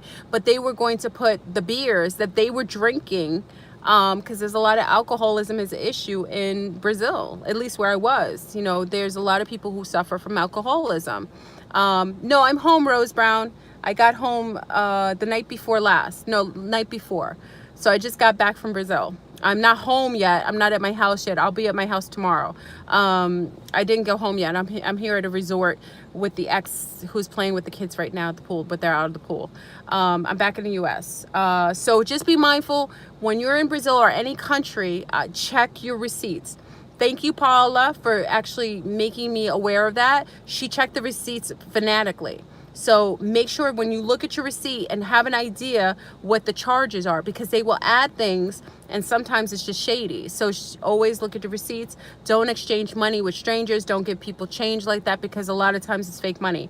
In Argentina, there's a big scam with people getting fake bills in Argentina right now. So also for those traveling to Argentina, be mindful because we got that FYI. As I said earlier, vaccinations is become a big push globally. And I told you we were sitting in the airport in Brasilia, and during our seat there, we heard announcements telling people, encouraging people to get vaccinations. Also, a young man of a friend of mine, he was told that he has to get vaccinations from Brazil to come here. So be mindful, family, of the push. You aren't required to get any vaccinations coming to Brazil, depending on the country. Now, he's coming from Brazil going to another country. Be mindful, there are ways to get around that. I suggest you find herbalist ways. If there's something that they feel like you might be susceptible to, always ask them for an alternative to take, like a herbal remedy or something that would give you a boost to your immune system. So be mindful to not be pushed or propelled into taking any vaccinations. Flurboot had 0 vaccinations going to Brazil. It wasn't necessary, and I wasn't required or asked to do so. So those traveling to Brazil, just know that. Depending on the country, you may come from a country that may have some issue, but you can always ask for the no, Zika virus is a lie here. I haven't heard. All the babies are healthy. I don't know what kind of scam was going on with telling us that. I think they're trying to deter you from going to Brazil, some of you, or at the time, but there wasn't any babies that I saw that suffer from Zika virus. Now, babies may have other things, but all the babies that I saw were healthy physically. So the Zika virus, if that was something at the time, and I got bit by every mosquito possible. I am detoxing. I told you I was quarantining myself. I wouldn't have sex if I could, because I'm quarantining myself. I think I was bitten by every species of mosquito. I think every mosquito said, let's get her. I think they did a coup on me. I mean, we got bit by, I mean, I look like a disease. At one point, my legs were all bit up. We went to the lakefront because they come out. Now, one thing, the mosquitoes will come out from because I don't believe in putting chemicals on myself.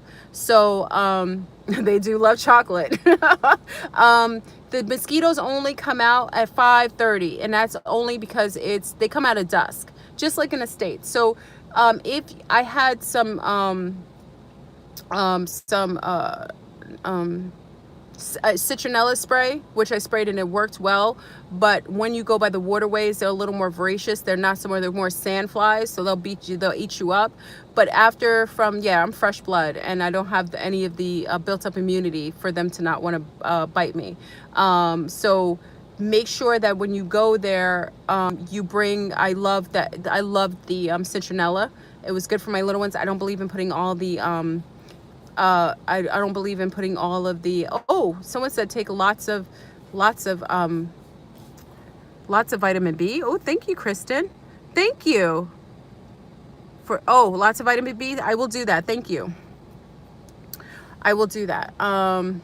So just be mindful of that when you go there. You're going to get bit up by mosquitoes. I would bring some citronella. If you're okay taking the other things, it's not good for you to take things with DEET. It's a chemical. It goes in your bloodstream. It can cause all kinds of issues in your liver. But just note that when you go there, you will be bitten. All the homes are open. It's beautiful, but we know after 5 o'clock in the wintertime, you get bit up. So, it is what it is. It's one of the wonderful, one of the uncomfortable things that happens along with that. What else? Feet. Let me show you. I told you my feet were really, really, really hurting, and I had fallen. Remember, I fallen down the hill at one point. So I went to the shaman, and that's how I found out about everything. Everything's relative. So there's a shoe called the my daughter pronounces Havana. What's it called? Havana. They're called something. I guess you get these in California too, but they're big in Brazil. The rubber is a different type of thing. So I bought these, and my foot automatically, the way that my body distribution of weight went on these were amazing. It felt like God. So for anyone who's going down, you have to get these. I was wearing regular. Yes. Thank you, Sagittarius. They are. Yeah, but they have other ones. They don't just have flip-flops, they have other ones. You have to get these. In Australia too? Yes, Jade, right? These are amazing. I didn't know it would make a difference in my weight distribution. These made me feel amazing. Vivian, you guys knew about it. I didn't know. So I'm walking around in these cobblestones. I didn't even want to wear shoes at one point. I was like, I can't take it. It was hurting. It was like every single thing I had on my foot. And I put these on, my whole walking experience changed. So do have them. Thank you, Vivian. Everyone agrees. Yaffe says it too. See, everyone knows. I didn't know. So make sure if you go to Brazil, if you're going to South America, get these. They are the bomb.com. They have no, it was so inexpensive there in Brazil. They were like 10 bucks. I bought a whole bunch of them. Yeah, I love them. I bought some for my little ones. Ground up clove juice. Ooh, thank you, Rose Brown. And natural antibiotic. Yeah, I'm going to take some clove juice. Thank you. I'm going to take vitamin B, clove juice. I'm making sure I'm drinking a lot of fresh water now. I really, I'm detoxing because I got bit up a lot. I think I'm fine, but I want to make sure that I'm really nicely clearing myself. And also I told you that I'm planning to live in Brazil. That's why I tell you, I always keep a balanced perspective. I want to tell you the real about Brazil. Brazil is suffering from a tyrannical overseeing force that I personally think are non-humans. The Germans also are there setting up shop for the pole shift. So, you know, that is a factor there. But in the same breath that I can talk about the beast of the country, the beauty of it is that it is absolutely a most beautiful place. If you can create a world for yourself, you can live there cohesively. The people who are living well there, a lot of the European sectors, barely any Americans, they're living in a very separate living. They're not even engaging with the people. You know, I love to see the people, so I'm very, you know, involved, but in it itself, you can have an amazing experience in Brazil.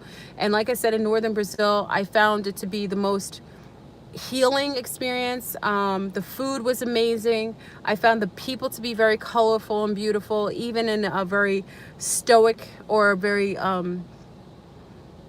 you know, a very old-fashioned kind of way. You know what I mean? They're beautiful in their naiveties. I also make sure that I enjoyed in many of the things many of you saw. We went horseback riding on the beaches. You know, you can live very well in Brazil. You live amazing. But I personally know that when I exist there, I'm going to be very kind and balanced to the people around me. I won't feel like they're lesser than me. I will always treat people well. I want to make sure that I want to be the change I see in the world. So if there is a receptivity to me being there, I will make sure that I will help the children speak English if they want to learn it as a language for free. That would be my contribution. And also anything that I gain there, I will make sure that I give to the environment and the community so that they know that I'm there to I'm there to be a help and not so much a hindrance. I want to make sure that I'm an encouraging force without actually intercepting with the people and their consciousness. You know, at the same, oh, I got letters on my arm. Listen, look at this. This is what I'm talking about. I got letters on my arm. Can I even show this? Hold on.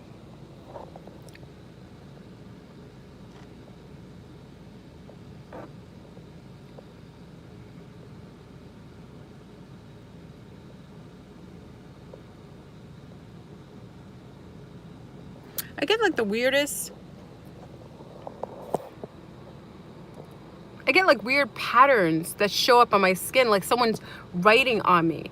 Did you see it? It's like a letter M, it's like an X, and I'm not doing anything. It just comes out of the blue. Like I just get weird sigil, like rituals on top of my skin. It happens like out of the blue. Like if I'm discussing something, I see a Y, I see an X. There's like a little symbol there. This always happens. Yeah, well, maybe I'm part of the Draconians. Maybe the Draconians sent their bit me up. Yeah, I show it to you because it looks like a rash. It always comes up looking like a rash, but it comes in letters.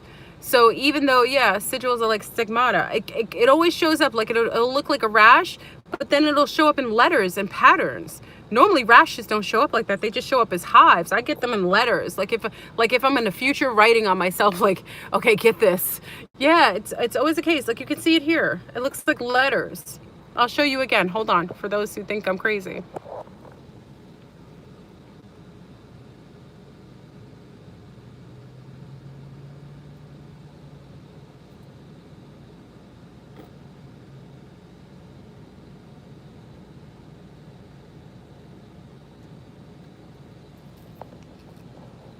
And as you guys can detail, All I've been doing is sitting down with you, right?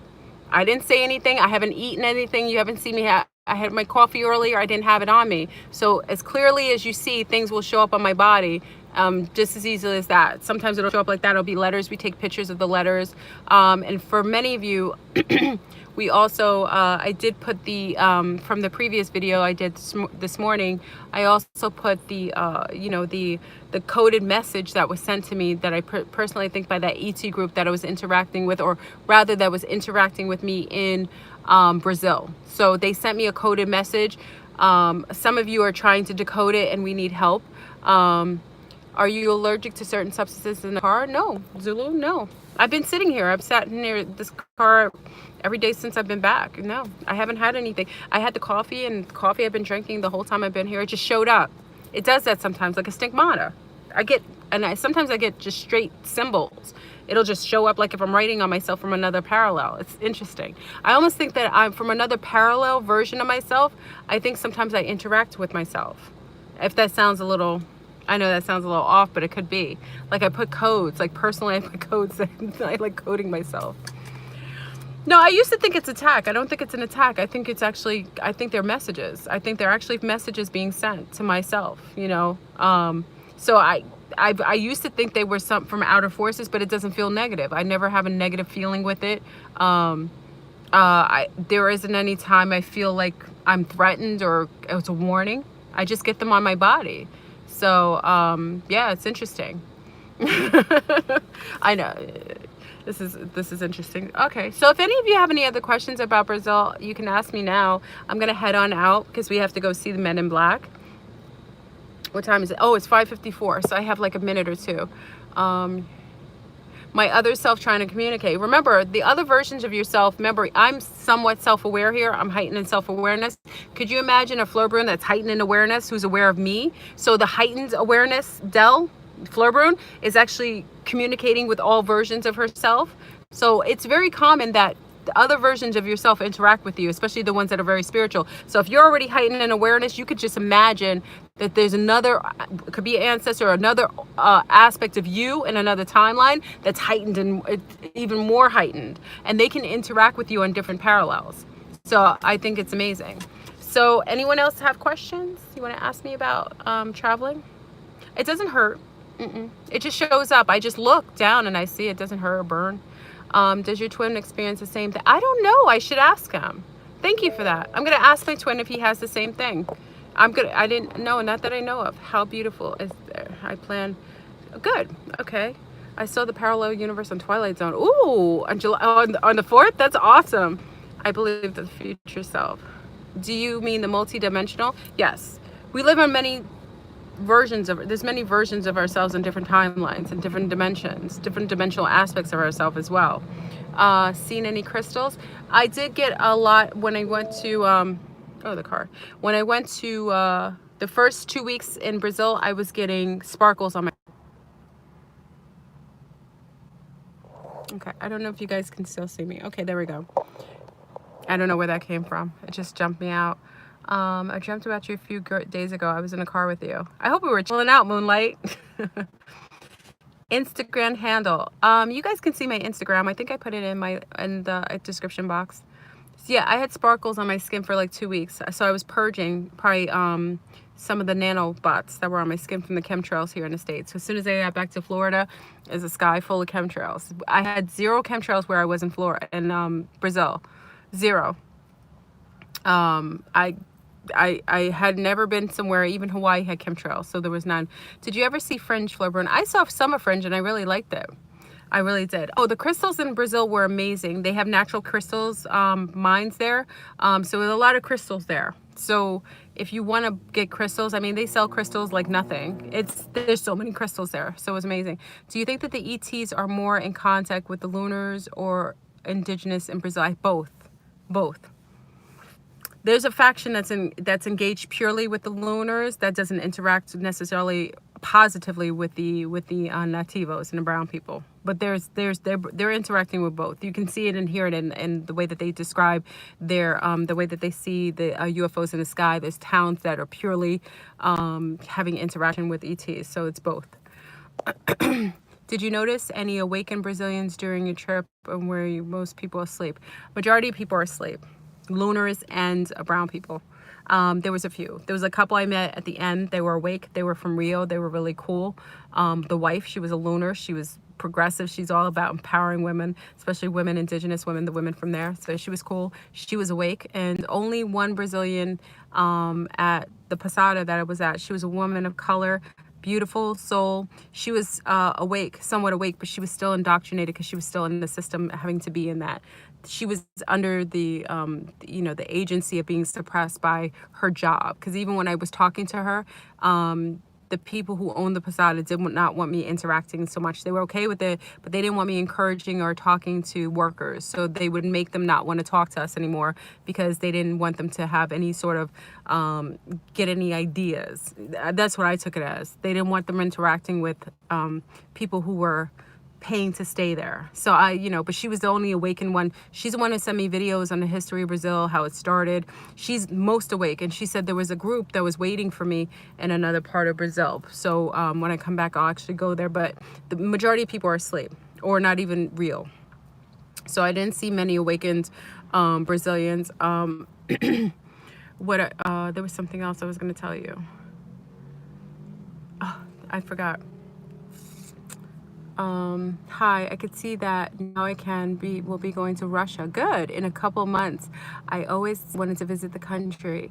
Why I'm going there, I don't even know. Enjoy yourself, Lilio. Protect yourself. You're unprotected. What do you think? I think it's amazing. If you have a need to go there with heightened self-awareness. Make sure you're protected, okay? Make sure you stay at places, and always make sure you go places where people know that you're there. Always keep people aware of where you're staying so that you always stay safe, especially if you're a female. So enjoy. I think Russia has a lot of beautiful things. It's a beautiful country that, you know, there's some aspects where there be heightened awareness, and it could be a connection to your lineage. So I think you should have an amazing time. And like I said, do all the research about where exactly you're going so that you know the hot spots, places that you want to visit, because especially a trip like that to Russia, you want to make sure you go to places that that you really have a feeling about, like a really good feeling about. So look at the map, look at their geography, and like point out places that energetically feel good to you. Be safe you could be a Siberian ancestry. Oh yes, absolutely. Everyone's feeling the need to migrate. And it's from the highest to the lowest. Everyone's feeling the need. And like I said, I wanted to give you a realistic aspect of Brazil. I didn't want to be unrealistic, and I wanted to give you a real point of view. I'm a little look, my thing is going away on my arm. It just as it came, it's going away. I wanted to tell you about the beauty and the wonderment of it, and I had an incredible time. And it didn't matter whatever quote unquote negativity was there. It was meant to teach me something, and also to give me an aspect of a bird's eye view from a different perspective, and also to make me appreciate where I am as well. Because people ask me, if you're moving there, are you keeping your American citizenship? Absolutely. I think we take for granted the citizenship we have and the privileges that we have here. Even under a system of suppression, you still have more privileges than most people abroad. Okay, so in certain aspects. Okay, so you know, that's something to really think about, because we were talking about that, me and a couple other people.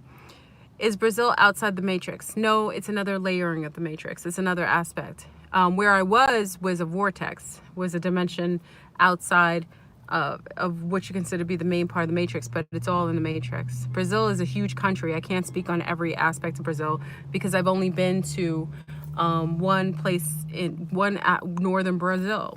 You know, I can't speak on southern Brazil because it's very different and different people. So I can only speak from the perspective that I actually engaged in. Yeah, but if you travel there, you know, one thing, if you travel there, you must listen to me. You must have someone who can interpret from you.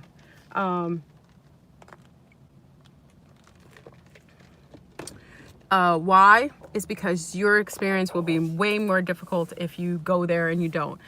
Because it's a place where there's a lot of hustling going on, more than you would ever acknowledge.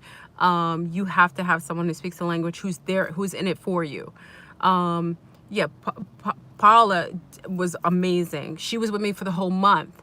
So I really lucked out in that way. So, you know, we were together every day. So, you know, and she's from there. So it helped in the perspective, you know, her keeping me safe too. There were things I wouldn't understand. She didn't want me telling people too much about my business. She was like, you can't do that here because people are really, you know, they're advantageous, you know, they're looking for opportunity to take advantage of you. She really put me up on stuff that sometimes things I wouldn't know naturally. So you must have someone. Now, if you don't have someone that you know personally in Brazil, I would personally go online and find an agency where you can have someone who could be a driver for you. It's very inexpensive. This is what I'm saying, that your money goes further in Brazil, in South America, way further. So you can have someone who drives you somewhere. You can pay for them for the whole month to just wait for you and drive you everywhere. Okay. You can have an interpreter that you pay for to just have with you. I say that you, yeah, she'll definitely, well, Paula's she's a traveler. She just came from Europe and went back to Brazil. She's a traveler. She doesn't even stay places. She's about that life. She's a avid traveler. She was in Europe for a while. She was in Greece. She was in Spain. She lived in Cali. You know what I mean? She's about that life. That's why we got along. So she's an avid traveler. She's cool. She can tell you things, you know. So she was very helpful. But I would suggest if you go to particularly Brazil, you must. I wouldn't suggest, and don't bring a interpreter, or no, because it's too long that somebody could take advantage of you.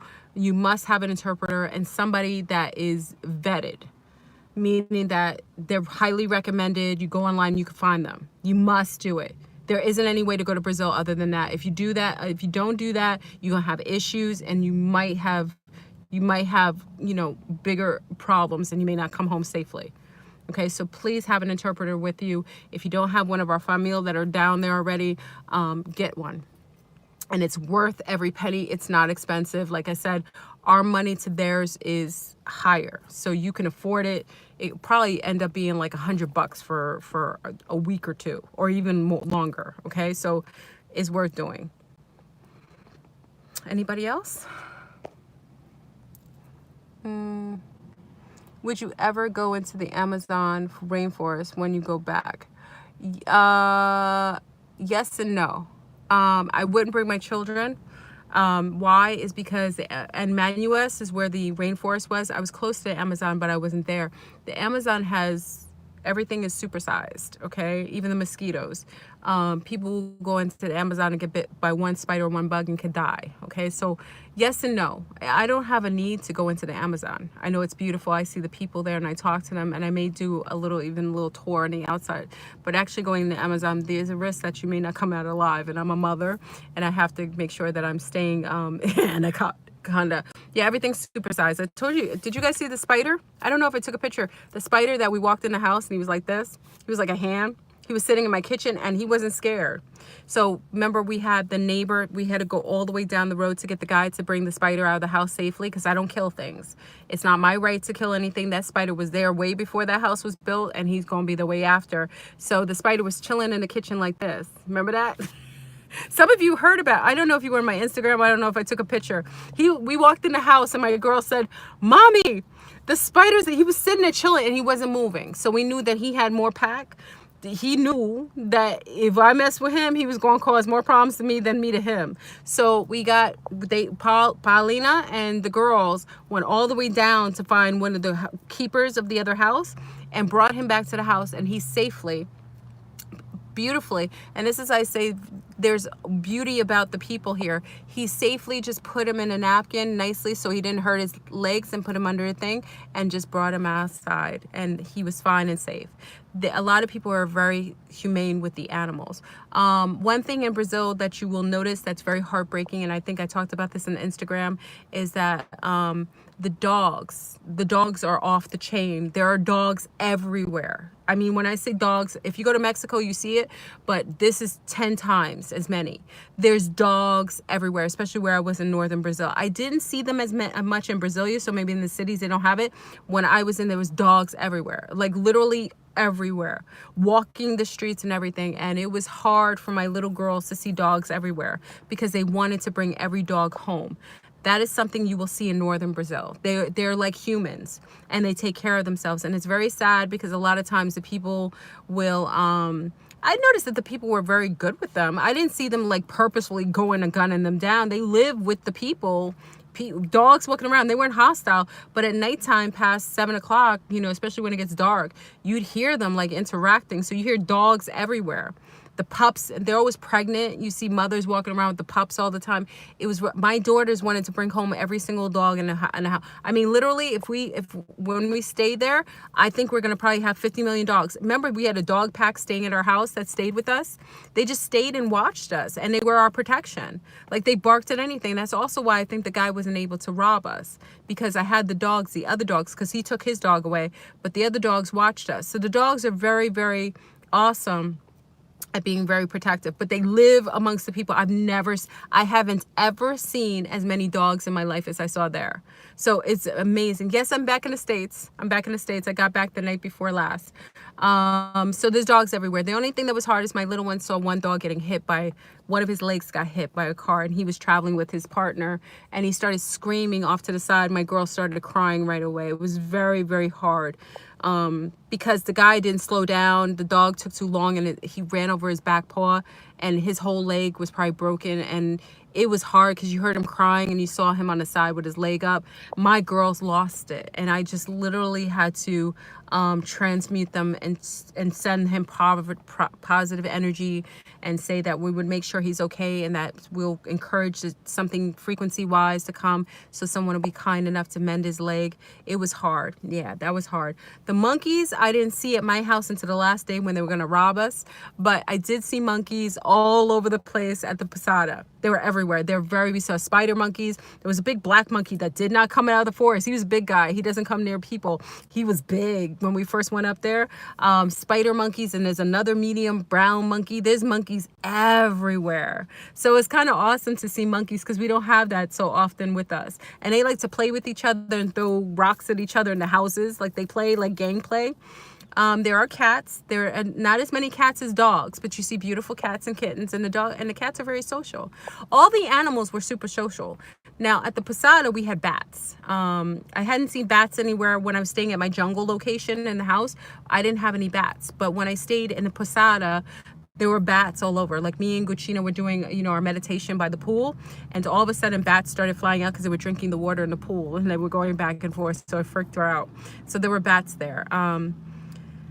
Yeah, spiders, you know, I'll protect anything. I'm very balanced. I have a question, Flora, and maybe I'm late, but I'd rather ask you than not. I've always had a deep affinity for the ocean. Okay, Poetic Savage, you can ask. You can ask. I have about 2 more minutes. I want to head out. We're going to go to the movies. You had a deep affinity for the ocean. You need to go in the ocean. If you're feeling a need and a connection to the ocean, it's time for you to go. Which ocean? You need to go. You need to do listen, I have girlfriends now who are sitting on a beautiful yacht in the middle of the ocean for like a month. They'll do that. They'll go sailing back and forth parts of Europe. You know, the beautiful place Paulina was talking about, being in Greece, which is one of my favorite places I want to go. I really want to go. So I'm moving back to Florida. Missed the ocean. Oh, you missed the ocean. The ocean is beautiful. Like I said, I understand why they're moving everyone away from the coast, because every day where I was staying, people shut down all stores to go on the beach. Listen to me. Nobody worked during beach time. That's the kind of life I enjoyed living. Everybody, including workers, everything was shut down during beach time. People just stayed on the beach. When I was on the beach, I felt an amazing connection to the water gods, to the energies in the water. The kinetic energy, even when I got bit up by the mosquitoes, as soon as you go in the ocean, you don't have an itch, anything, it disinfects. We always talk about taking salt baths. That's crazy. What we're needing to do is take ocean baths. Salt baths are the bootleg version of you taking a bathing in the ocean. Okay, so many of you are craving not salt baths. Many of you, if you want to clear yourself, go in the ocean. Go take a swim in the ocean from head to toe. Don't go in there. You know, some of you women, I know you have issues with hair. In order for you to really cleanse yourself, you have to clear yourself from the rooter to the tutor. Okay, so go and take an ocean bath. That's a salt bath, like a mofo. So go into the ocean. If you're sensing it, you can get a boat. Many of you don't realize, as long as you're on a safe coast where it's not too crazy, especially in Florida, certain times of year, go and spend a month on a boat. You know, I would say it takes 30 days. Like I fasted for 30 days. I went to Brazil for 30 days. I do things for 30 days because after the 21st day is when you see the real. So if you're going to do something, if you're going to go in the ocean, take a a leave for mental health. I always tell people, they're like, I can't leave my job. Yes, you can. You can choose. Choose to take that moment. Um, it's a mofo, right? Take that moment to take time for yourself. The most important being on this planet is yourself. And if you don't take care of yourself, if you don't prioritize yourself, there isn't anything outside of yourself that will do it. Take time out for yourself and prioritize yourself. You know, if you're feeling like you're lost and you need a little bit of a break, you know, ask for a leave. Many of you have great, leaves at your job. Mental health is a really big thing. So, I need to leave. I'm having, I'm on I need mental health issues. I'm having mental, and it's not a lie, because many people are suffering under the matrix system. Take 30 days. I always say take time off for 30 days. And people, I can't afford it. I have bills. Listen, you have free will. And when it's right for you, you can do it easily and effortlessly. You'd be surprised what you can do. How do I find out my ancestors, who they were, and what planet, if any others, they are from? I sometimes swear I feel a deep connection to anything in the ocean. I know this sounds weird. It doesn't sound weird. No, it sounds like you may have a connection to the water worlds. Remember the dolphins, the whales, the pilot whales, all the whales, not the killer whales and sharks, they came from other planets, and they were transported to our oceans here. Okay, when this planet was geographically engineered.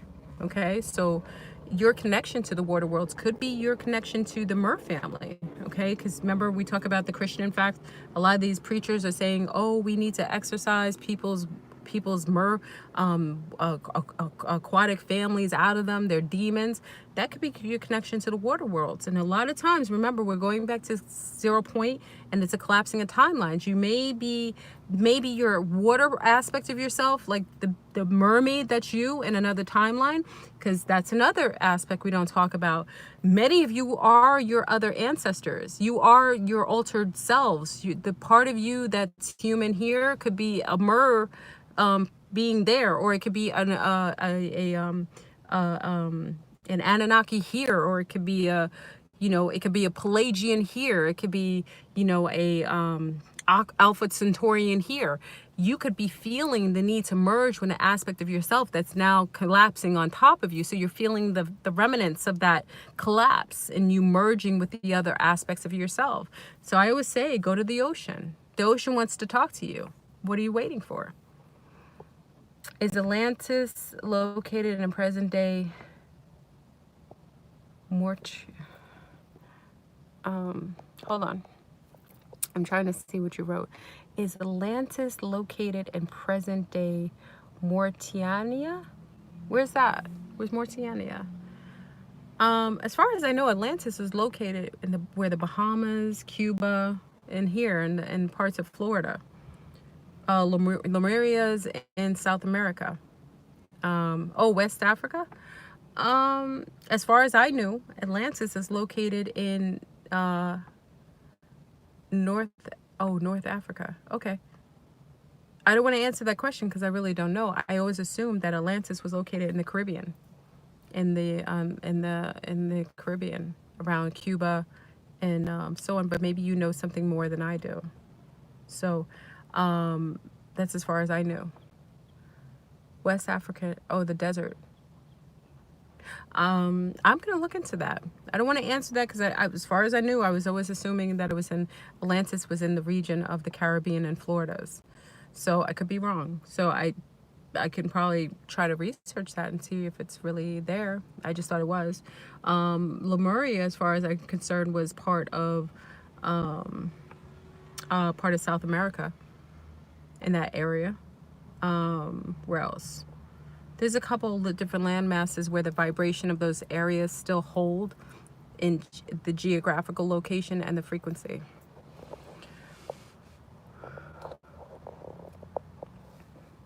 Atlanta could be.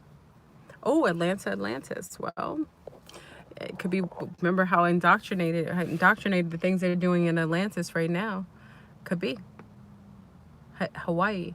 There's a lot of people who think it's in different areas. I can actually research it. I can look it up. But I'm listening to many of the different people saying Atlantis is Atlanta. It could be. Because remember, they tell you things always with the names. Atlanta, Atlantis. So again, that's the South. So I always assumed that Atlantis was in the South. So Atlanta to me is in the South. So it's in still that demographics.